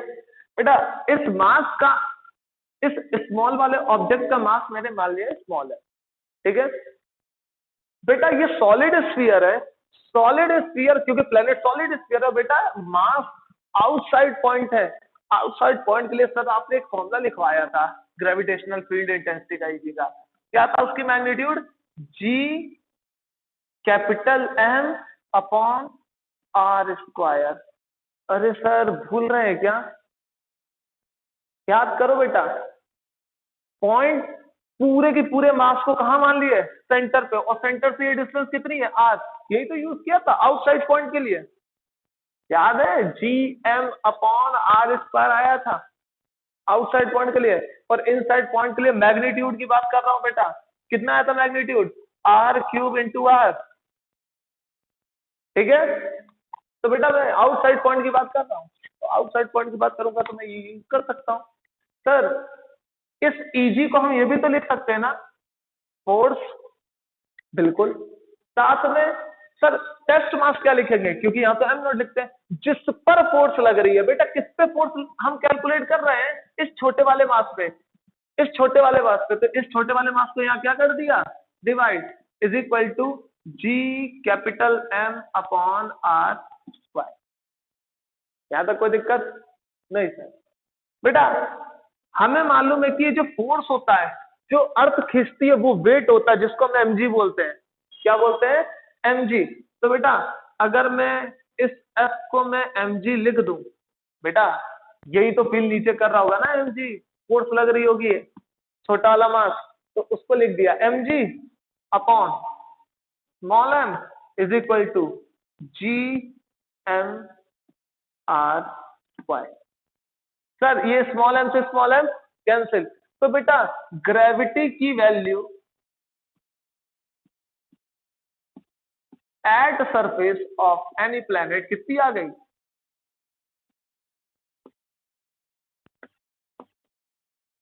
किसी भी प्लैनेट की बेटा सरफेस पे जो ग्रेविटी का फॉर्मूला होगा वो क्या होगा? ये होगा। बट कब? जब प्लैनेट क्या हो? स्फीयर हो, उसका मास डिस्ट्रीब्यूशन क्या हो? यूनिफॉर्म हो, सबकी बात की जा रही है, ठीक है। याद रखिएगा मुद्दा बहुत संगीन है बेटा। हम लोग तो सब इजी इजी चीजें पढ़ेंगे, टफ चीजें नहीं पढ़ते। हमें मालूम है पहाड़ है, झरने हैं, खाइयां हैं, तो अर्थ यूनिफॉर्म तो है ही नहीं कहीं, ठीक है। बट हम लोग सब जनरल चीजें पढ़ रहे हैं इजीनेस के लिए, क्योंकि टफ पे चलेगा तो बेटा जिंदगी निकल जाएगी। पीएचडी नाम की चीज बनाई गई है, क्लियर। तो थोड़ा याद रखिएगा कि जो भी हमारा फॉर्मूला है वो क्या होगा? एक्सेलरेशन ड्यू टू ग्रेविटी का वो कुछ ऐसा रहने वाला है, ऐसा दिखने वाला है, बिल्कुल। तो सरफेस हो गया। चलिए इस पे कुछ थोड़े से चीजें देख लेते हैं। क्या सर? अगर मास, इफ मास रिमेन्स सेम, अगर बेटा मास सेम है तो मैं क्या बोल सकता हूं? G इज directly proportional to 1/r square, हाँ या ना? अरे बिल्कुल सर, ये तो दिख ही रहा है। G कांस्टेंट है, constant G is inversely proportional to 1/r square. But हमेशा जरूरी नहीं है। कैसे? मुद्दा सुनो sir. If material remains same. बेटा मास की बात नहीं किया हुआ, किसकी बात किया हूं? If material remains same. Sir material remains same का मतलब क्या हुआ? उसकी डेंसिटी कांस्टेंट है। क्या कांस्टेंट है उसकी? डेंसिटी। डेंसिटी को कैसे फाइंड आउट करेंगे इस सब्सटेंस की? क्या होगा? Mass upon volume, 4/3 pi R cube. कितना हो जाएगा? 3n अपॉन 4 पाई आर क्यूब। ठीक है सर, हो गया डेंसिटी तो 3। तो सर इस मास की जगह क्या मैं इस डेंसिटी को यूज कर सकता हूं? बिल्कुल। तो बेटा मास को रिप्लेस कर दे किससे? 4 क्रॉस मल्टीप्लाई कर रहा हूं, 4 rho pi R cube upon 3। बेटा मास निकाल लिया मैंने। इस मास को यहां पटक दो। जैसे यहां पटकोगे क्या आ जाएगा? जी की वैल्यू, जी एन कितना है? 4 rho pi R cube upon 3, और साथ में बेटा क्या हो जाएगा? R square. बेटा आर स्क्वायर से ये क्यूब क्या हो गया? कैंसिल। सर जी constant, 4 constant, pi constant, 3 constant, rho. Sir ये तो आपने कंसीडर ही कर रखा है कि रो कांस्टेंट है, तो बेटा इसका मतलब g is directly proportional to radius. Radius बढ़ाने पर जी बढ़ेगा, बट किस केस के लिए? जब आपका मटेरियल क्या हो? सेम मटेरियल हो, मीन्स उसकी डेंसिटी क्या हो? सेम हो। मीन्स अर्थ को सेम रखो उसकी डेंसिटी को, और उसके रेडियस को बढ़ाते जाओ तो ग्रेविटी भी बढ़ना शुरू होगी। ठीक, इसके अकॉर्डिंग कुछ और बोला जा रहा था। मास को सेम रखते हैं सर और रेडियस को बढ़ाते जाते हैं। अरे वो बात तो वही होगी ना, तार पर है आपके पास और तार को पकड़ के खींचते जा रहे हो, तो तार का मास तो चेंज है, उसका शेप साइज सब तो चेंज ही कर दिया ना तुमने।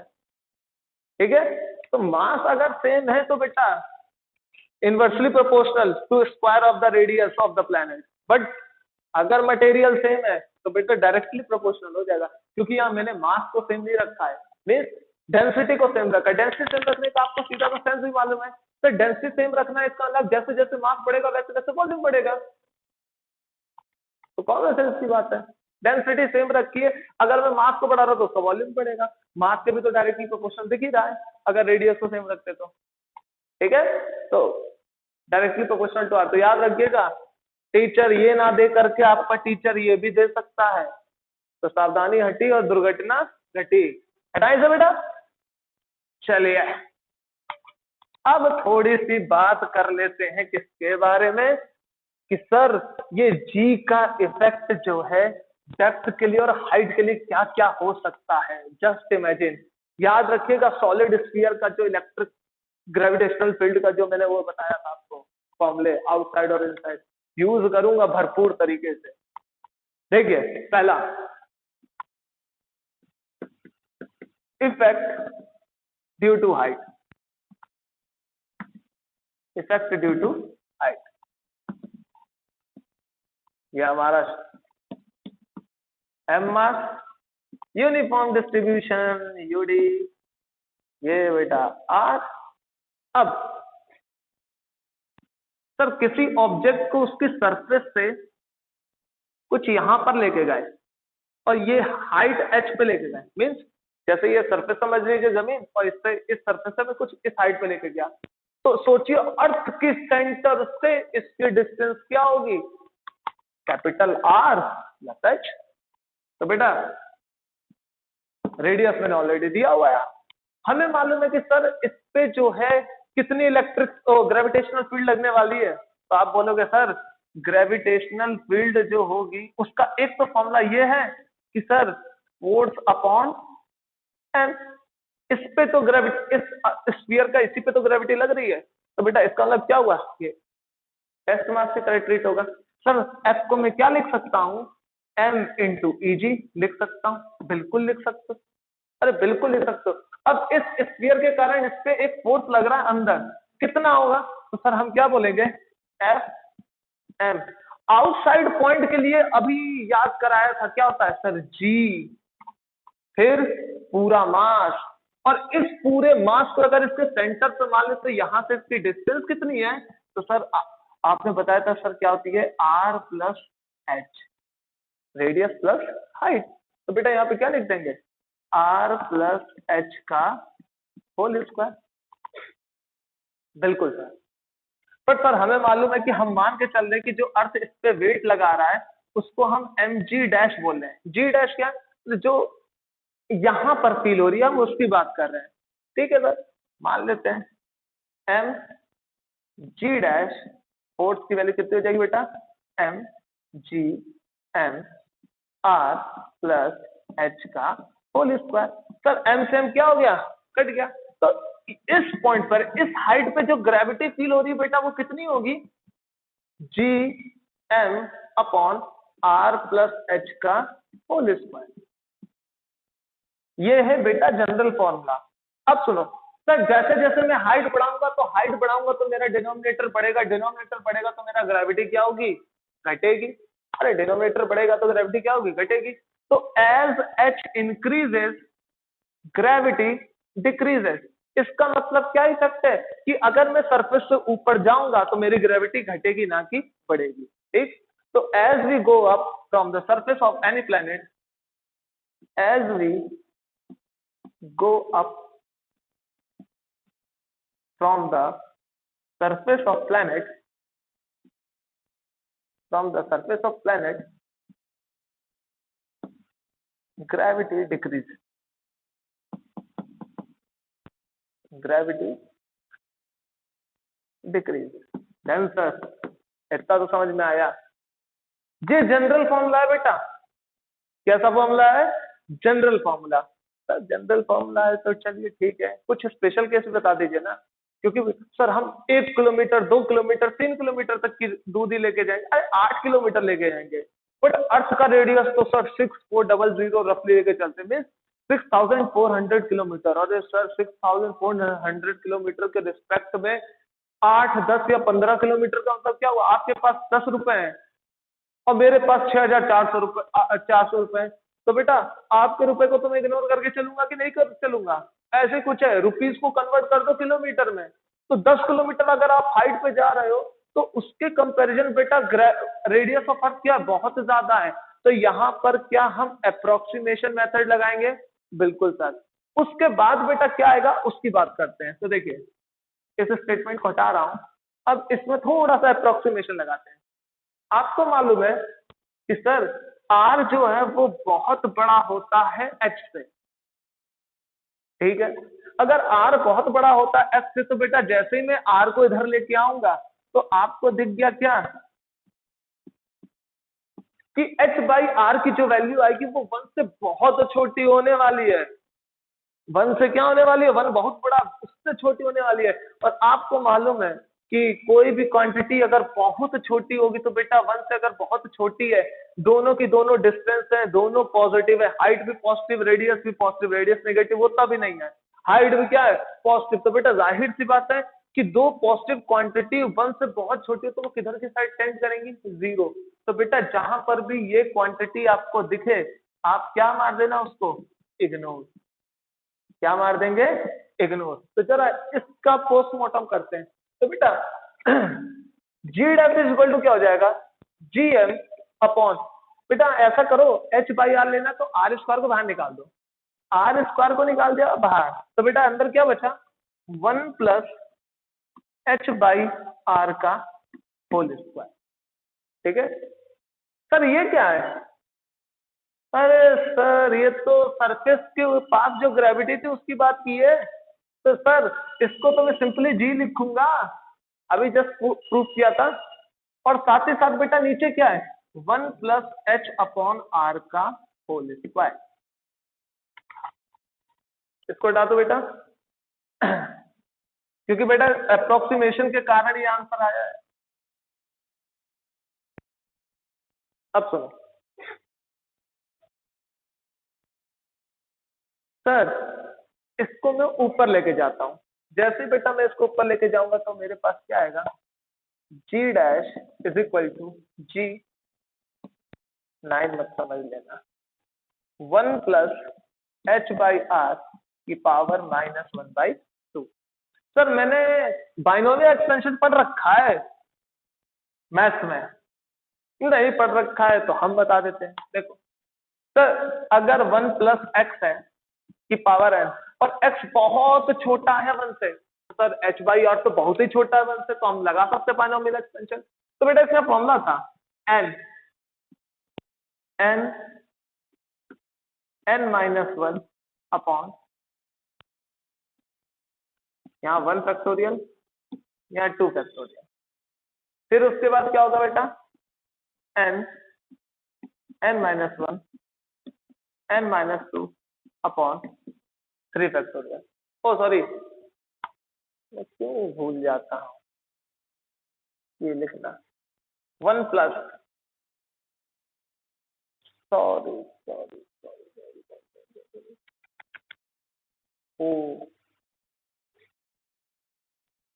मिस्टेक हो गई, 1 प्लस n x फैक्टोरियल 1, ठीक, प्लस दिमाग में तो कुछ और ही चल रहा है n माइनस 1 x की power 2 upon 2 factorial plus n minus 1 n minus 2 by 3 factorial upon x cube and so on, ऐसे चलता रहेगा।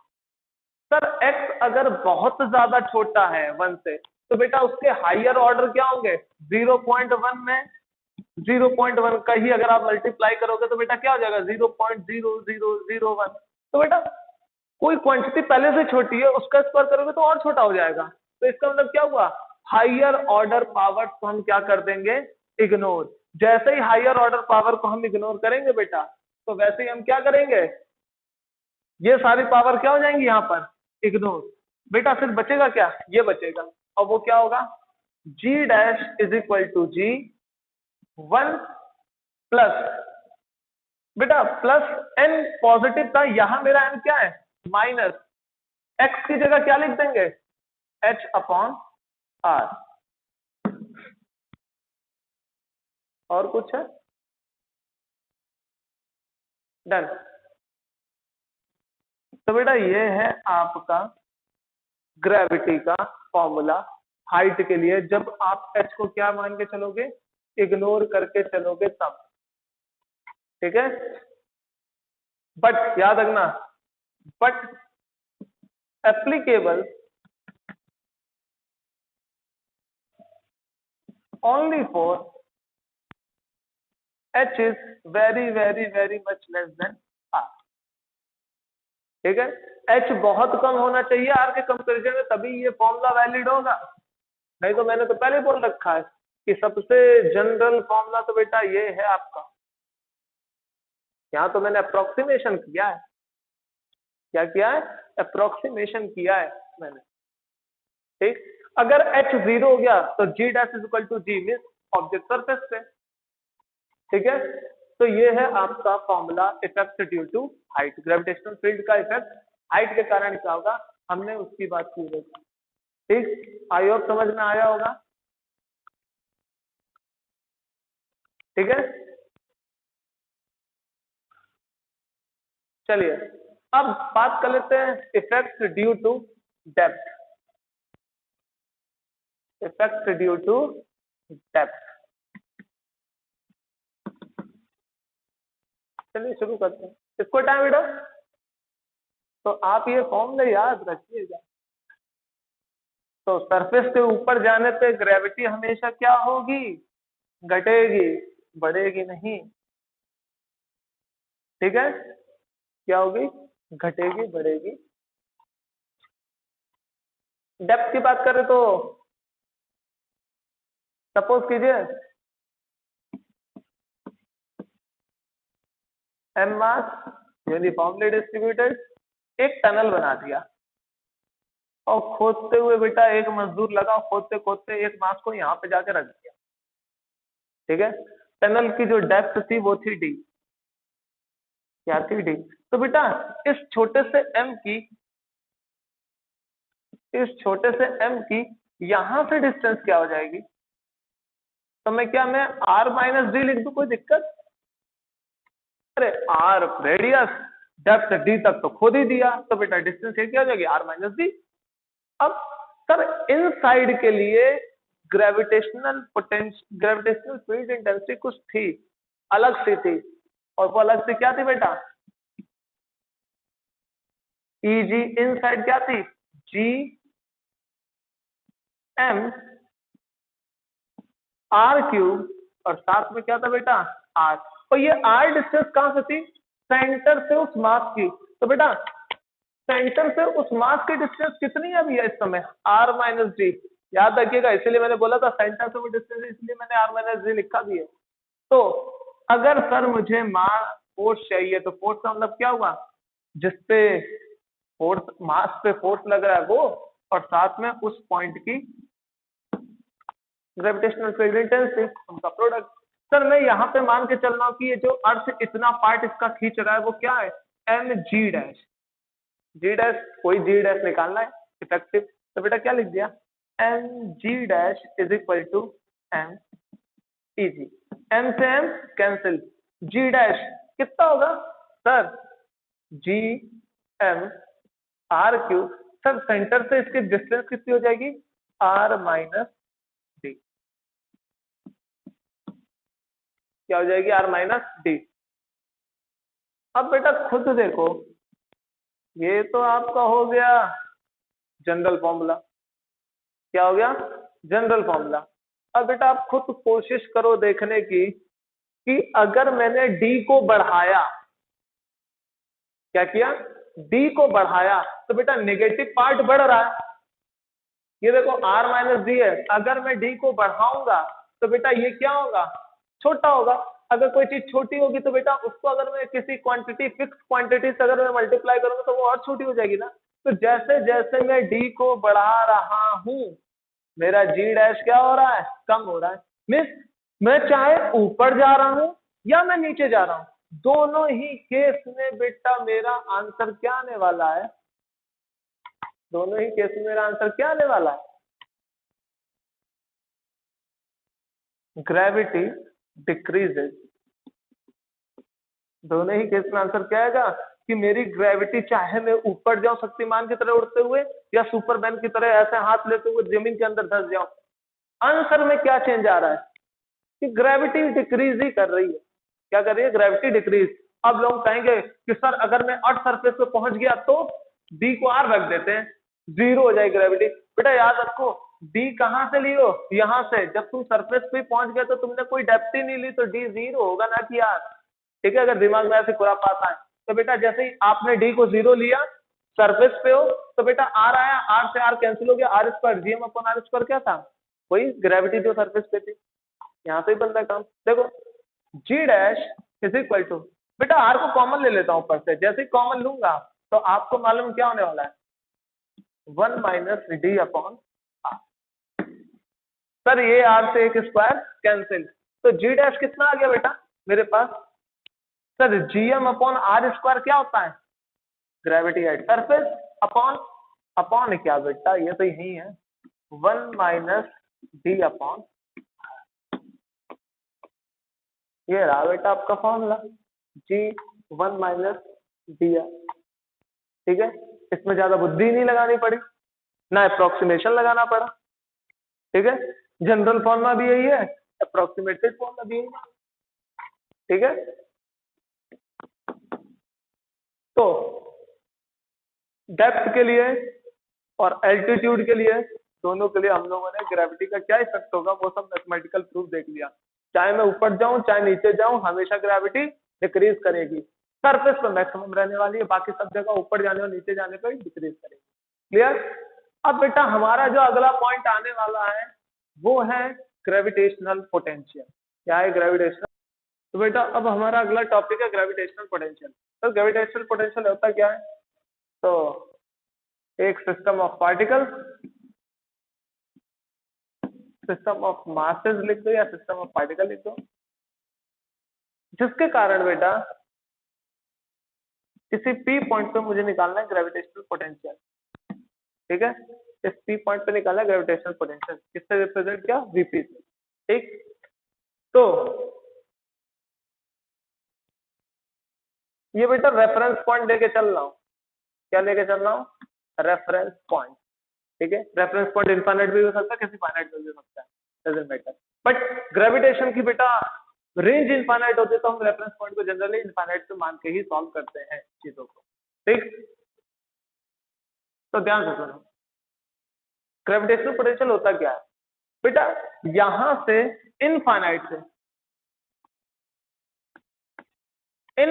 से किसी टेस्ट मास को ग्रेविटेशन, किसी बॉडी या किसी सिस्टम के ग्रेविटेशन के किसी पॉइंट पे लाने में किया गया वर्क डन, उस टेस्ट मास को इस पी पॉइंट तक, किसी इस सिस्टम के ग्रेविटेशनल पोटेंशियल के किसी पॉइंट तक में लाने में किया गया work done am not charge पर जो होगा बेटा, वो मेरा कहलाएगा ग्रेविटेशनल पोटेंशियल। फिर से बोल रहा हूं, इनफाइनाइट से किसी टेस्ट चार्ज को बेटा उठा के किसी सिस्टम के ग्रेविटेशनल फील्ड के किसी पॉइंट पे रखने में किया गया वर्क डन क्या कहलाएगा, ग्रेविटेशनल पोटेंशियल। क्या कहलाएगा, ग्रेविटेशनल पोटेंशियल। बेटा सपोज कर लो कि ये जो डिस्टेंस है उसको मैं आर मान लेता हूँ, ठीक है, कि जरूरत पड़ी तो ठीक है, नहीं तो अगर मैं वीपी की बात करूं, किससे रिप्रेजेंट करेंगे इसको, वीपी से।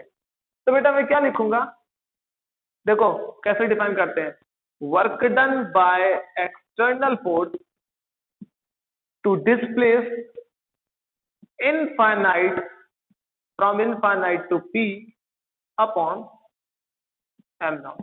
बेटा इससे डिफाइन किया जाता है ग्रेविटेशनल पोटेंशियल को, ठीक है। Work done to bring a unit, work done to bring a test mass from infinite to a point within the gravitational field of a system is called gravitational potential, ठीक है।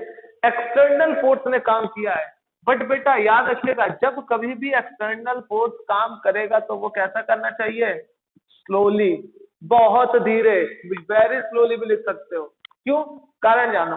Sir gravity तो खींच रही है अपने आप F G से, तो सर एक्सटर्नल फोर्स क्या करेगा, तो एक्सटर्नल फोर्स इतना धीरे उस चीज को लेके आए कि बेटा बहुत धीरे आ रहा है, तो एक्सटर्नल फोर्स कहीं कुछ ऐसा लगेगा, अपोजिट डायरेक्शन, एफ जी इधर है तो एक्सटर्नल फोर्स इधर है, और बेटा लगभग इन दोनों की वैल्यू क्या रहने वाली है, इक्वल।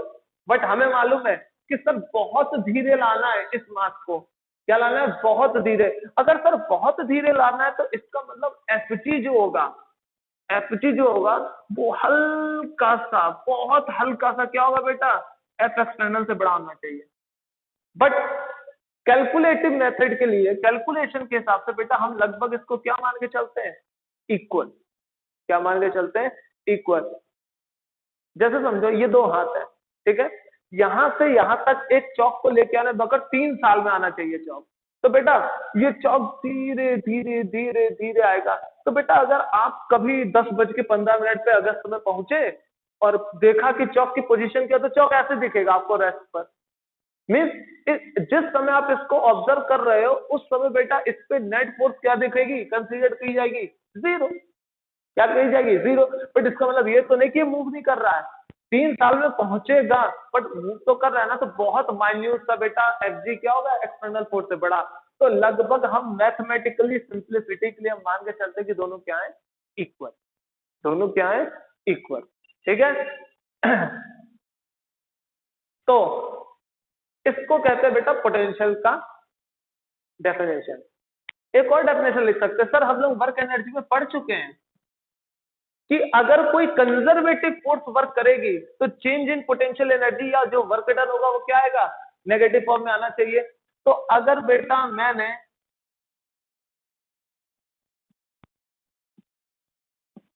ग्रेविटी कंसीडर कर ली, कंजर्वेटिव फोर्स, तो बेटा इनफाइनाइट से पी तक तो आएगा जरूर, बट साथ में एक नेगेटिव साइन को भी क्या करेगा, साथ में लाएगा।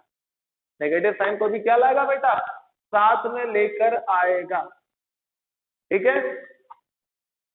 अगर बेटा साथ में लेकर आया तो कोई बात नहीं है, हमें क्या करना है। सर अगर मैं इस नेगेटिव साइन को हटा दूं तो, अगर बेटा हटाओगे तो आपको पाप लगेगा, अब पाप से बचना चाहते हो तो इस लिमिट को क्या कर दो, चेंज कर दो। तो बेटा वीपी इज इक्वल टू क्या हो जाएगा, work done by gravity P से इनफाइनाइट अपॉन एम। तो ये भी डेफिनेशन दे सकते हो, work done by conservative force to bring test mass from point P to infinite, means gravity इतनी लगे कि पी से इनफाइनाइट पहुंचा दे चीजों को।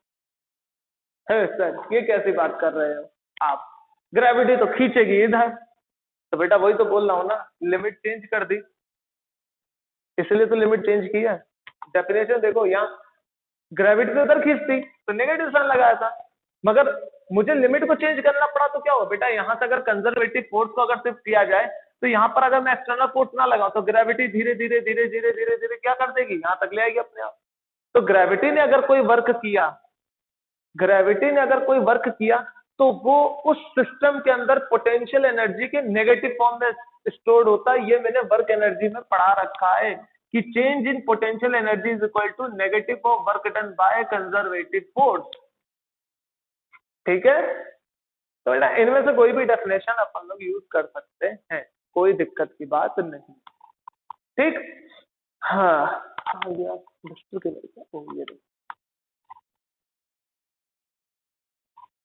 ठीक है बेटा।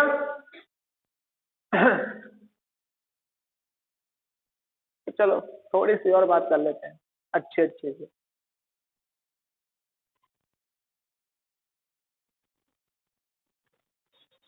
सर हमने एक चीज और पढ़ रखी है कि Vp is equal to negative work done by gravitation. Work done by gravitation को सर हम ये भी तो लिख सकते हैं ना, इंटीग्रेशन इनफाइनाइट से पी, इनिशियली इनफाइनाइट पे था, बाद में पी पे आ गया। सर ये भी तो लिख सकते हैं ना, force by gravitation into displacement.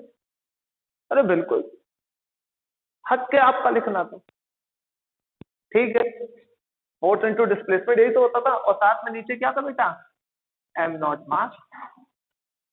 Work done by gravity लिखा हूं बेटा, फोर्स इनटू डिस्प्लेसमेंट, उसका इंटीग्रेशन कर दिया इनिशियल से फाइनल, ये तो था work done, force into displacement. Sir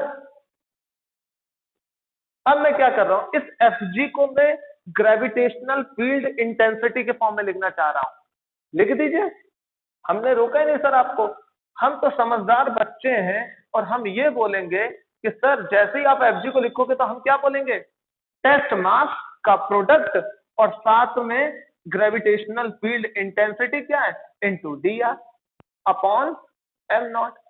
sir M not तो कांस्टेंट है, तो एम नॉट से एम नॉट क्या हो गया, कैंसिल।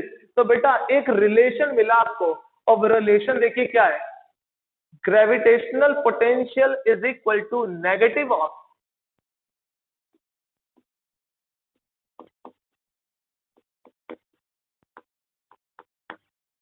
कुछ ये मिल गया बेटा, इंपॉर्टेंट है ये फॉर्मूला, इंपॉर्टेंट है। ठीक सर, नेगेटिव साइन हमें अच्छा नहीं लगता, नहीं अच्छा लगता है, ठीक है सर, सर के पास तो बहुत जुगाड़ है। सर जैसे नेगेटिव साइन हटाएंगे तो लिमिट को चेंज कर लो,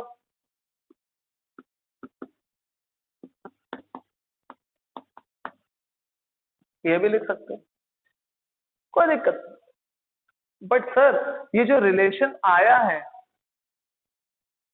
इसको कुछ बोलते हैं इंटीग्रेशन लाइन के रिस्पेक्ट में, तो बेटा क्या बोलेंगे, line integral of gravitational field is equal to potential difference, क्या, negative of line integral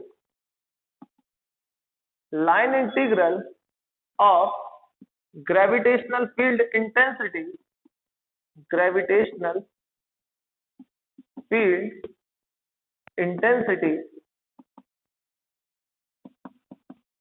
is equal to the potential difference, या potential is equal to potential। बेटा ये जो पार्ट होता ना, ये इंटीग्रेशन वाला जो मैं सर्कल कर रहा हूं बेटा, इसी को लाइन इंटीग्रेशन बोलते हैं। लाइन इंटीग्रेशन क्यों, क्योंकि यहाँ डिस्प्लेसमेंट है, और डिस्प्लेसमेंट आपको मालूम है इनिशियल से फाइनल पॉइंट के बीच की डिस्टेंस में से एक स्ट्रेट लाइन की बात करेगा। इसलिए जब कभी भी ऐसी कुछ क्वांटिटी दिखती है डी आर और साथ में डॉट प्रोडक्ट किसी वेक्टर फॉर्म का है, तो बेटा हम लोग इसको मैथमेटिकल टर्म में इसको लाइन इंटीग्रल बोलते हैं। क्या बोलते हैं, लाइन इंटीग्रल, ये लाइन इंटीग्रेशन।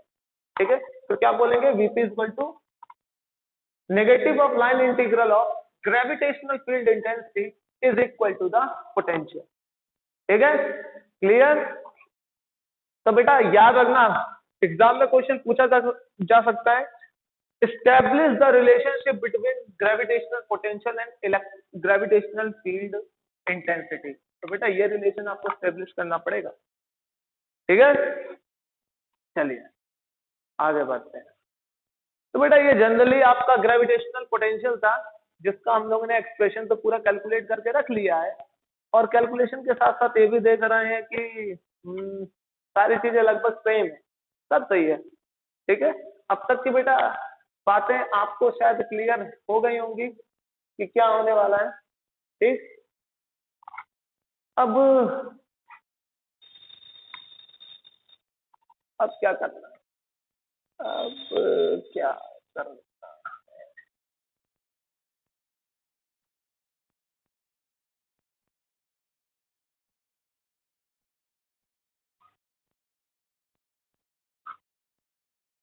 चलो ग्रेविटेशनल पोटेंशियल के बारे में थोड़ा लिख, इसको तो भी लिखाया है। चलो सर, ये कैसी क्वांटिटी होती है? वर्क डन, स्केलर, मास, स्केलर। तो ये कैसी क्वांटिटी है? Scalar quantity. कैसी क्वांटिटी है? Scalar quantity. इसकी यूनिट क्या होगी? सर यूनिट पड़ी तो थी वोल्ट। याद रखना बेटा, वोल्ट जब किए थे तो वर्क डन अपॉन चार्ज था, मीन्स जूल पर कूलम को वोल्ट बोलते हैं, जूल पर मास को या जूल पर केजी को कूलम नहीं बोलते हैं। ठीक है, क्या होगा बेटा? जूल पर केजी। ठीक सर, इसकी डायमेंशन क्या होगी बेटा? जूल की क्या होती है? ml स्क्वायर टी की पावर -2, और साथ में m का क्या हो जाएगा? नीचे डिवाइड, m से m कैंसिल हो जाएगा, सर क्या बचेगा? l स्क्वायर टी की पावर -2। और कुछ है क्या? जल्दी से बेटा लिख लो इसे, तो फिर आगे बढ़ते हैं। और कन्वेंशनली ये बोला जाता है, ठीक है,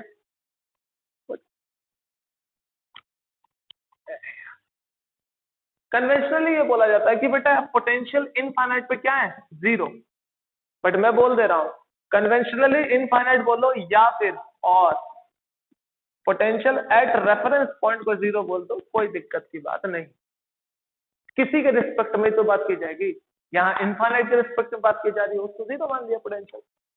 तो इनफाइनाइट को बेटा 0 मान लिया, रेफरेंस पॉइंट जिसके रिस्पेक्ट में आपको ग्रेविटेशनल पोटेंशियल निकालना है उसको 0 मान लो, कोई दिक्कत की बात नहीं रहेगी। क्योंकि लास्ट में क्या सीन होने वाला है? निकालना है, डिफरेंस ही है। ग्रेविटेशनल पोटेंशियल का कोई फिजिकल सिग्निफिकेंस नहीं है, पोटेंशियल डिफरेंस का सिग्निफिकेंस होता है। ठीक है, बता चुका हूं। ठीक, यहां तक clear?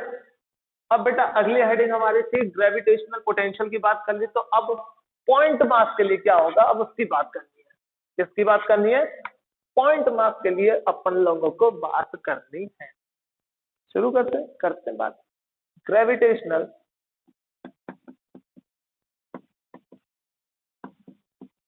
Potential due two point mass.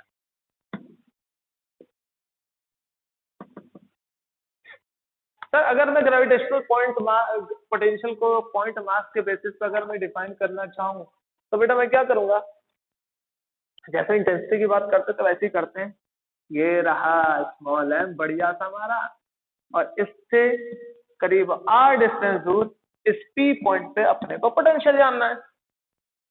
यही तो किया था ना? हाँ सर यही। ठीक है, तो सर हम क्या करेंगे? हमें तो मालूम है इनफाइनाइट से लेके आते हैं या रेफरेंस पॉइंट से लेके आते हैं, और यहाँ से एक छोटे से मास को वर्क कराते हैं, मेहनत कराते हैं उस पर। अब ध्यान सुनो, अगर बेटा मैं यहाँ से ये Fg है तो इधर क्या हो जाएगा? एक्सटर्नल। आपको मालूम है पार्टिकल डिस्प्लेस इधर करेगा, तो जो भी वर्क डन होगी ग्रेविटी की वो क्या आने वाली है? पॉजिटिव। क्योंकि बेटा ग्रेविटी का फोर्स भी इधर आएगा, डिस्प्लेसमेंट भी इधर आएगा, तो बेटा cos 0 क्या हो जाएगा? 1। तो बेटा वर्क डन क्या आएगा? पॉजिटिव। बट एक्सटर्नल की बात करें, एक्सटर्नल इधर लग रहा है क्योंकि वेरी स्लोली लाना है। जब कभी भी एक्सटर्नल की बात करेंगे तो वेरी स्लोली की बात की जाएगी। जब कभी ग्रेविटी की बात की जाएगी वहां स्लोली की बात नहीं की जाएगी। क्यों? क्योंकि वहां ग्रेविटी खुद वर्क कर रहा है, वो अपने अंदर की जो पोटेंशियल एनर्जी है उसको क्या करना चाह रहा है, निकालना है, रिलीज करना चाह रहा है। ठीक है, पोटेंशियल एनर्जी को बढ़ाना चाह रहा है, सॉरी। तो बेटा जाहिर सी बात है जब कंजर्वेटिव फोर्स काम करती है तो वो पोटेंशियल एनर्जी स्टोर करती है, चेंज पोटेंशियल एनर्जी की बात करती है। इसलिए जब ग्रेविटी वर्क करे या फोर्स लगाए तो वहां वेरी स्लोली की बात नहीं की जाएगी। बात कहां की जाती है वेरी स्लोली की? जब एक्सटर्नल फोर्स लगाओ, जब एक्सटर्नल फोर्स की बात की जाएगी तभी वेरी स्लोली आएगा। कंजर्वेटिव के देखिए डेफिनेशन में मैंने कंजर्वेटिव पे कहीं पर भी वेरी स्लोली नहीं लिखा, बट एक्सटर्नल के लिए लिखा है। ठीक है, क्योंकि कंजर्वेटिव फोर्स खुद ही काम कर रहा है, अपने पोटेंशियल बढ़ाने की कोशिश करेगा। ठीक है, तो वहां नहीं लिखते बेटा, याद रखिएगा। तो sir work done by external force क्या होगा बेटा? फोर्स इधर, डिस्प्लेसमेंट इधर होगी, बॉडी इधर लेके आई जाएगी, तो बेटा work done by external force क्या होगा? नेगेटिव आएगा। ठीक, इतना आपको क्लियर होना चाहिए। सर आपने तो फॉर्मूला लिखवाया था VP is equal to negative of F G dot D R upon M naught. Sir ये लिखवाया था आपने, ठीक है, बोल रहा हूं लिखवाया था। इस मास को यहां से यहां लाया गया बेटा, कहां से कहां लाया गया है? यहां से यहां लाया गया है। अब बेटा यहां से यहां लाया गया, मैंने क्या लिख रखा है? एफ जी, ग्रेविटी का। तो बेटा ग्रेविटी का वर्क डन तो पॉजिटिव आना है, नो डाउट। तो कितना होगा? तो बेटा लिखते हैं VP is equal to minus, बेटा ग्रेविटी भी धरी, डिस्प्लेसमेंट भी धर, तो cos जीरो क्या हो जाएगा? 1। यहां लिख दे रहा हूं F G D R, cos zero 1 हो गया, साथ में क्या हो गया? Am not.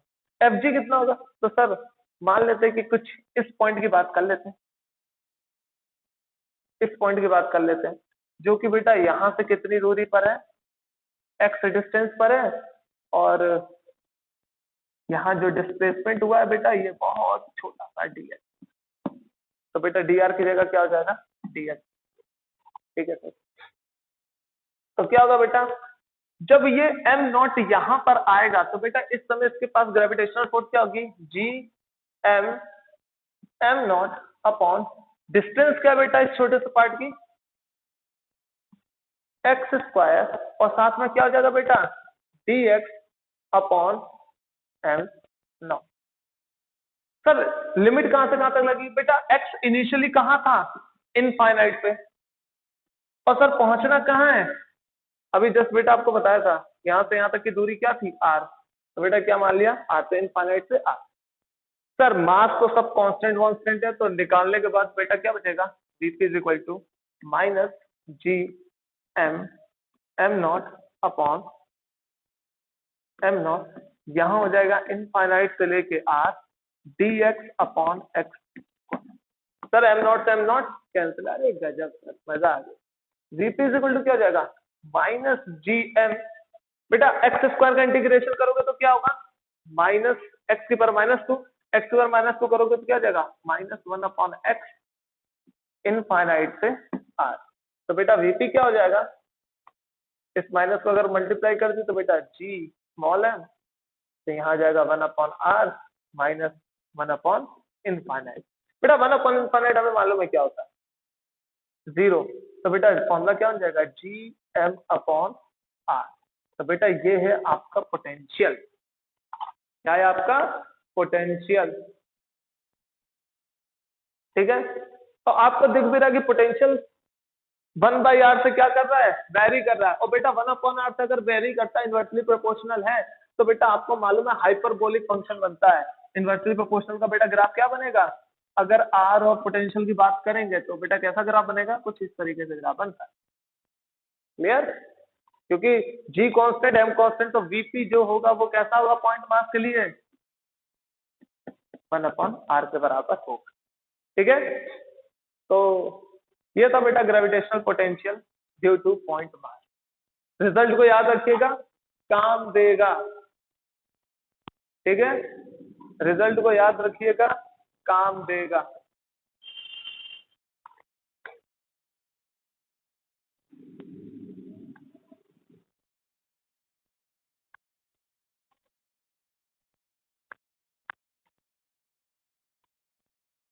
तो बेटा अब एक चीज और भी आप बोल सकते हो कि सर कुछ बुकों में आंसर नेगेटिव दिया रहता है, तो बेटा मैंने कंसीडर्ड क्या किया है, कंजर्वेटिव फोर्स कंसीडर किया है, और कंजर्वेटिव फोर्स का वर्क डन क्या होगा, मैंने लिखवा रखा पॉजिटिव। अगर कंजर्वेटिव फोर्स का वर्क डन पॉजिटिव है तो ऑब्वियस सी बात है बेटा, अगर वर्क डन पॉजिटिव है तो हमने तो वी पढ़ ही रखा है कि work done upon M not. तो वर्क डन पॉजिटिव है, एम नॉट पॉजिटिव है, तो जाहिर सी बात है बेटा पोटेंशियल भी क्या होगा, पॉजिटिव। तो मैंने किसके रिस्पेक्ट में बात की हुई है, ग्रेविटेशनल फोर्स के रिस्पेक्ट में। जो नेगेटिव साइन कहीं अगर यूज किया गया तो बेटा वहां क्या कंसिडर कर लिया है, एफ एक्सटर्नल की बात कंसिडर कर लिया है। किसकी बात कंसिडर की, एफ एक्सटर्नल। जैसे ही आप एफ एक्सटर्नल लोगे बेटा, तो यहां पर ये जो एफ एक्सटर्नल यहां लिखोगे, यहाँ डी आर लिखोगे, एफ एक्सटर्नल इधर है, डी आर इधर है, एंगल क्या बनेगा, कॉस 180 डिग्री। तो माइनस माइनस ये क्या हो जाएगा, प्लस। आपको मालूम है कि लगभग एक्सटर्नल फोर्स और एफ जी सेम रहने वाले हैं, तो बेटा फॉर्मूले में कोई चेंज नहीं आएगा, बट यहाँ पे क्या आ जाएगा, पॉजिटिव।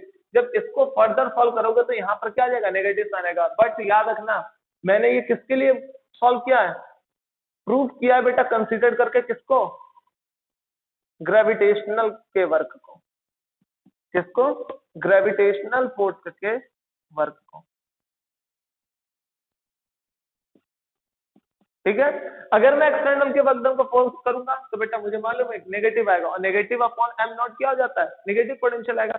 तो मैंने यूज किया है एक्सटर्नल को। किताब वाले क्या यूज करते हैं, ग्रेविटेशनल फोर्स को। तो बेटा मैंने ये नहीं बोला कि किताब गलत है, और आप लोग ये भी नहीं कह सकते कि सर गलत है। बेटा रेफरेंस, इसलिए बेटा मैंने एक्सटर्नल फोर्स को यूज नहीं किया है, क्योंकि बुकों में लिखा रहता है एक्सटर्नल फोर्स, मैं ग्रेविटी के लिए यूज कर ले रहा हूँ। ग्रेविटेशनल फोर्स का वर्क डन निकाल के कर लूंगा। पोटेंशियल, पोटेंशियल मतलब तो मैंने 3 डेफिनेशन लिखवा दी थी ना, ग्रेविटी के लिए 2 निकाली थी, एक्सटर्नल के लिए। क्लियर, तो याद रखिएगा, क्योंकि ग्रेविटी के साथ ऑलरेडी एक नेगेटिव आता है और एक्सटर्नल के साथ नेगेटिव नहीं आता है, तो वर्क डन तो यहाँ नेगेटिव होगा, एक्सटर्नल का तो नेगेटिव आएगा। पर ग्रेविटी के लिए ऑलरेडी नेगेटिव होता है, तो बेटा जो भी वर्क डन आया वो क्या आ गया, नेगेटिव को नेगेटिव से मल्टीप्लाई करके पॉजिटिव आ गया। तो याद रखिएगा मैंने किसके लिए वह फॉर्मूला निकाला है, ग्रेविटेशनल फोर्स के लिए निकाला है। क्लियर, हाँ। बट बेटा अगर आंसर मैच कराना हो तो अगर नेगेटिव साइन यहां लगाओगे तो फिर ये किसको, किसकी बात करेगा, work done by external force. ठीक, तो बेटा जनरली जो क्वेश्चंस होते हैं, क्योंकि बेटा सारी स्टैंडर्ड बुक में लगभग नेगेटिव ही आंसर लेके घूमते रहते हैं, तो मैं आपको सिर्फ ये एक्सप्लेन करना चाह रहा था कि जरूरी नहीं है कि आप एक्सटर्नल की वजह से निकालो और ग्रेविटी की वजह से निकालो, सिर्फ साइन में डिफरेंस आएगा। जनरली कंपटीशन में या आपके बोर्ड लेवल पे या स्कूल लेवल पे जो भी बुक्स होती है बेटा एनसीईआरटी में, उन्होंने एफ एक्सटर्नल कंसीडर्ड किया है। तो अगर एफ एक्सटर्नल कंसीडर किया है तो बेटा यहाँ पर आंसर क्या आएगा, नेगेटिव साइन के साथ आएगा। अगर ये नेगेटिव साइन के साथ आया तो बेटा अब मेरे ग्राफ में चेंज क्या होगा, ग्राफ में चेंज क्या होगा कि सर जो ग्राफ यहां बना था वो ग्राफ ऐसे बनेगा, बस, और कोई चेंज नहीं है। नेगेटिव साइन सिर्फ ग्राफ की रिलेशन को अपोज करेगा, उससे ज्यादा कुछ। ठीक है, तो इतना हेडेक लेने की जरूरत नहीं है, नेगेटिव आए तो भी सही, पॉजिटिव आए तो भी सही। ठीक है, याद रखिएगा, क्वेश्चन पढ़ लीजिएगा, क्वेश्चन पढ़ते ही आपको समझ में आ जाएगा कि इसने एक्सटर्नल फोर्स की वर्क डन की बात की है या ग्रेविटेशनल फोर्स की वर्क डन की बात की। ठीक है, ग्रेविटी की होगी पॉजिटिव आएगा, एक्सटर्नल की होगी तो नेगेटिव आएगा। ठीक है, नेगेटिव पॉजिटिव का वर्क खेले बेटा, याद रखिएगा जनरली मैक्सिमम कंपटीशन में भी बेटा एक्सटर्नल फोर्स की ही बात की जाती है। तो अगर आपको अगर याद रखना हो तो बेटा नेगेटिव साइन याद रखना। ठीक है, नेगेटिव साइन का फॉर्मूला ही याद रखना, लास्ट में बोल रहा हूं, नेगेटिव साइन का ही फॉर्मूला याद रखना। ठीक, पर इसका मतलब ये तोड़ना कि ग्रेविटी की वजह से गलत ही आएगा, कुछ नहीं गलत होता। ठीक है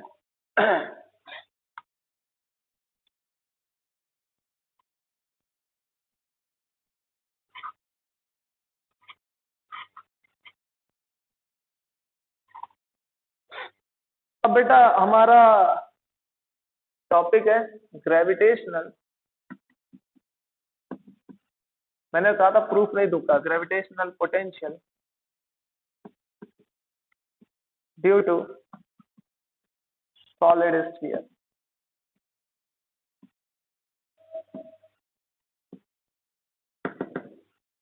तो बेटा कर लेते हैं ग्रेविटेशनल सॉलिड स्फीयर की वजह से।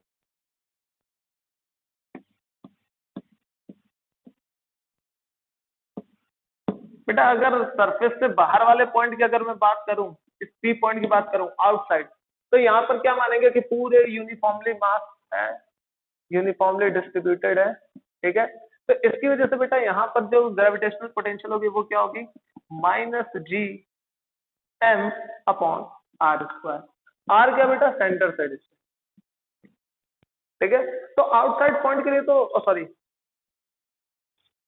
ये होगा सर माइनस साइन, मैंने पहले बोल दिया आपको, मैंने तो प्रूफ कराया था एक्सटर्नल ग्रेविटेशन के लिए, फिर बाद में ये बोला कि जनरली मैक्सिमम बुकों में आंसर किसमें दिया रहता है, नेगेटिव। इसका मतलब एक्सटर्नल फोर्स की बात की जाती है। किसकी बात की जाती है, एक्सटर्नल। तो ये नेगेटिव साइन किसकी बात कर रहा है, कि कौन वर्क डन कर रहा होगा, एक्सटर्नल फोर्स। कौन वर्क डन कर रहा होगा, एक्सटर्नल फोर्स। अगर मैंने इसको पॉजिटिव ले लिया तो बेटा क्या रिप्रेजेंट कर रहा होगा, कि कौन वर्क कर रहा होगा, ग्रेविटेशनल फोर्स, ठीक है। मैक्सिमम हर जगह, एनसीईआरटी हर जगह बेटा, एनसीईआरटी या ऐसे वाला किसी में भी देखोगे तो नेगेटिव ही साइन यूज किया है, मींस एक्सटर्नल फोर्स की बात की गई है, ठीक है। फिर से कह दे रहा हूं, एक्सटर्नल फोर्स। और अगर आपको दिक्कत है तो हम याद रखो, अगर कंफ्यूजन अगर हो भी रही है तो याद रखना नेगेटिव साइन के साथ हमेशा सारी चीज आनी चाहिए। तो जो मैंने वहां प्रूव कराया था, वहां एफ जी की जगह क्या लिख देना, एफ एक्सटर्नल। तो बेटा cos 180 आएगा तो एक नेगेटिव साइन के साथ क्या हो जाएगा, बाकी सारी चीजें सेम रहेंगी, एक्सप्रेशन पे कोई इफेक्ट नहीं पड़ेगा, सिर्फ नेगेटिव पॉजिटिव का चेंज रहेगा, ठीक है। तो अगर याद रखना कंफ्यूजन हो रही हो तो सिर्फ नेगेटिव साइन याद रखो, और जो बच्चे समझना चाहते हैं उसके लिए तो बेटा मैंने पूरा बता ही दिया है, क्यों होता है, कैसे होता है। एक्सटर्नल अपोजिट है, डिस्प्लेसमेंट इधर है, 180 बनेगा तो नेगेटिव आएगा वर्क डन, ग्रेविटेशन भी इधर लग रही है, डिस्प्लेसमेंट भी इधर हो रहा है, इसलिए बेटा दोनों के बीच का एंगल क्या होगा, 0, और वर्क डन 0, सॉरी एंगल अगर 0 तो cos 0 की वैल्यू पॉजिटिव आएगी, तो ग्रेविटेशनल की वजह से वर्क डन क्या आएगा, पॉजिटिव, ठीक, और एक्सटर्नल वजह से नेगेटिव। तो इस वजह से हो रहा है। तो बेटा मैं तो अब जो हम पढ़ते हैं, जो ट्रेंड में है, मैं तो उसी को यूज करूंगा। मैं तो बस ये फील कराना चाह रहा था कि अगर नहीं ले रहे हो एक्सटर्नल ग्रेविटी ले रहे हो तो सिर्फ पॉजिटिव का आएगा, ठीक है, नेगेटिव पॉजिटिव का। अगर बेटा मैंने इनसाइड पॉइंट की बात की तो बेटा इनसाइड पॉइंट के लिए जो फॉर्मूला होता है क्या होता है, 3G m upon 2r cube r square minus, नहीं शायद हाँ जितना मुझे याद है। एक मिनट रुकिए जरा, मैं एक बार चेक कर लेता हूँ, एक क्वेश्चन को सेटिस्फाई कर लेते हैं, अगर मिल जाता है तो ठीक है, नहीं तो देखते हैं। क्वेश्चन ये है कि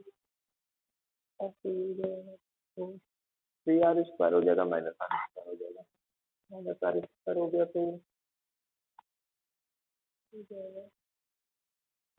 अगर ये फॉर्मूले में जाएगा तो 3r स्क्वायर हो जाएगा तो 2r क्यूब हो जाएगा, सरफेस पे जाएगा तो ये कैंसिल हो जाएगा, ठीक है, डन बेटा, नेगेटिव साइन के साथ। वो तो हमें भी मालूम है कि सर जो भी आएगा नेगेटिव साइन के साथ ही आएगा, ठीक है बेटा, ये सही है, ठीक है। क्यों, अब देख लो कैसे चेक किया था। जनरली स्मॉल आर को बेटा अगर मैंने कैपिटल आर रख दिया, क्या बोल रहा हूं, अगर स्मॉल आर को मैंने डिस्टेंस में लिख दूं, ठीक है बेटा, स्मॉल आर, अगर बेटा मैंने स्मॉल आर को कैपिटल आर रख दिया तो ये क्या हो जाएगा, R square 2r square, 2r square से 2r कट जाएगा, यहाँ सिर्फ माइनस GM अपॉन आर बचेगा। और इस पॉइंट को अगर मैं सरफेस पे लेकर जाऊंगा तो भी यहाँ क्या बचेगा, माइनस GM अपॉन आर। इसका मतलब दोनों सेम आ जाएंगे, तो ठीक है, परफेक्ट, एकदम एकदम सही है, कोई दिक्कत की बात नहीं, ठीक है। डन। तो बेटा ये दो रिजल्ट है, कहीं ना कहीं यूज में आएंगे, फिर से बोल रहा हूँ कहीं ना कहीं यूज में आएंगे, कब के वेलोसिटी की बात करेंगे तब, या कोई अच्छे ढंग के न्यूमेरिकल हुए तो वहां पर भी इनको यूज कर लिया जा सकता है। तो सॉलिड स्फीयर के लिए आपको सिर्फ रिजल्ट याद होने चाहिए, तो ज्यादा कोई फर्क नहीं, ठीक है। तो ये था बेटा आपका ग्रेविटेशनल पोटेंशियल। अब हमारी अगली हेडिंग है ग्रेविटेशनल पोटेंशियल एनर्जी।